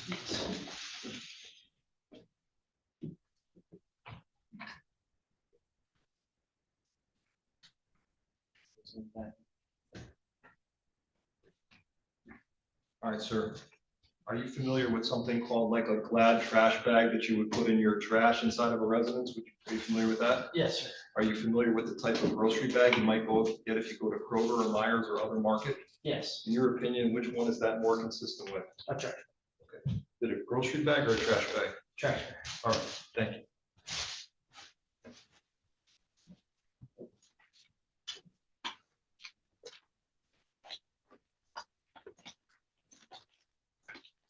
So when you collected that item, were you aware that in the investigation, witnesses had described to detectives that Andrew Watson was in possession of a plastic bag when he got out of the car prior to last being seen? Were you aware of that, sir? No, sir. Okay, but you collected that item anyway? Yes. All right, thank you. Nothing further.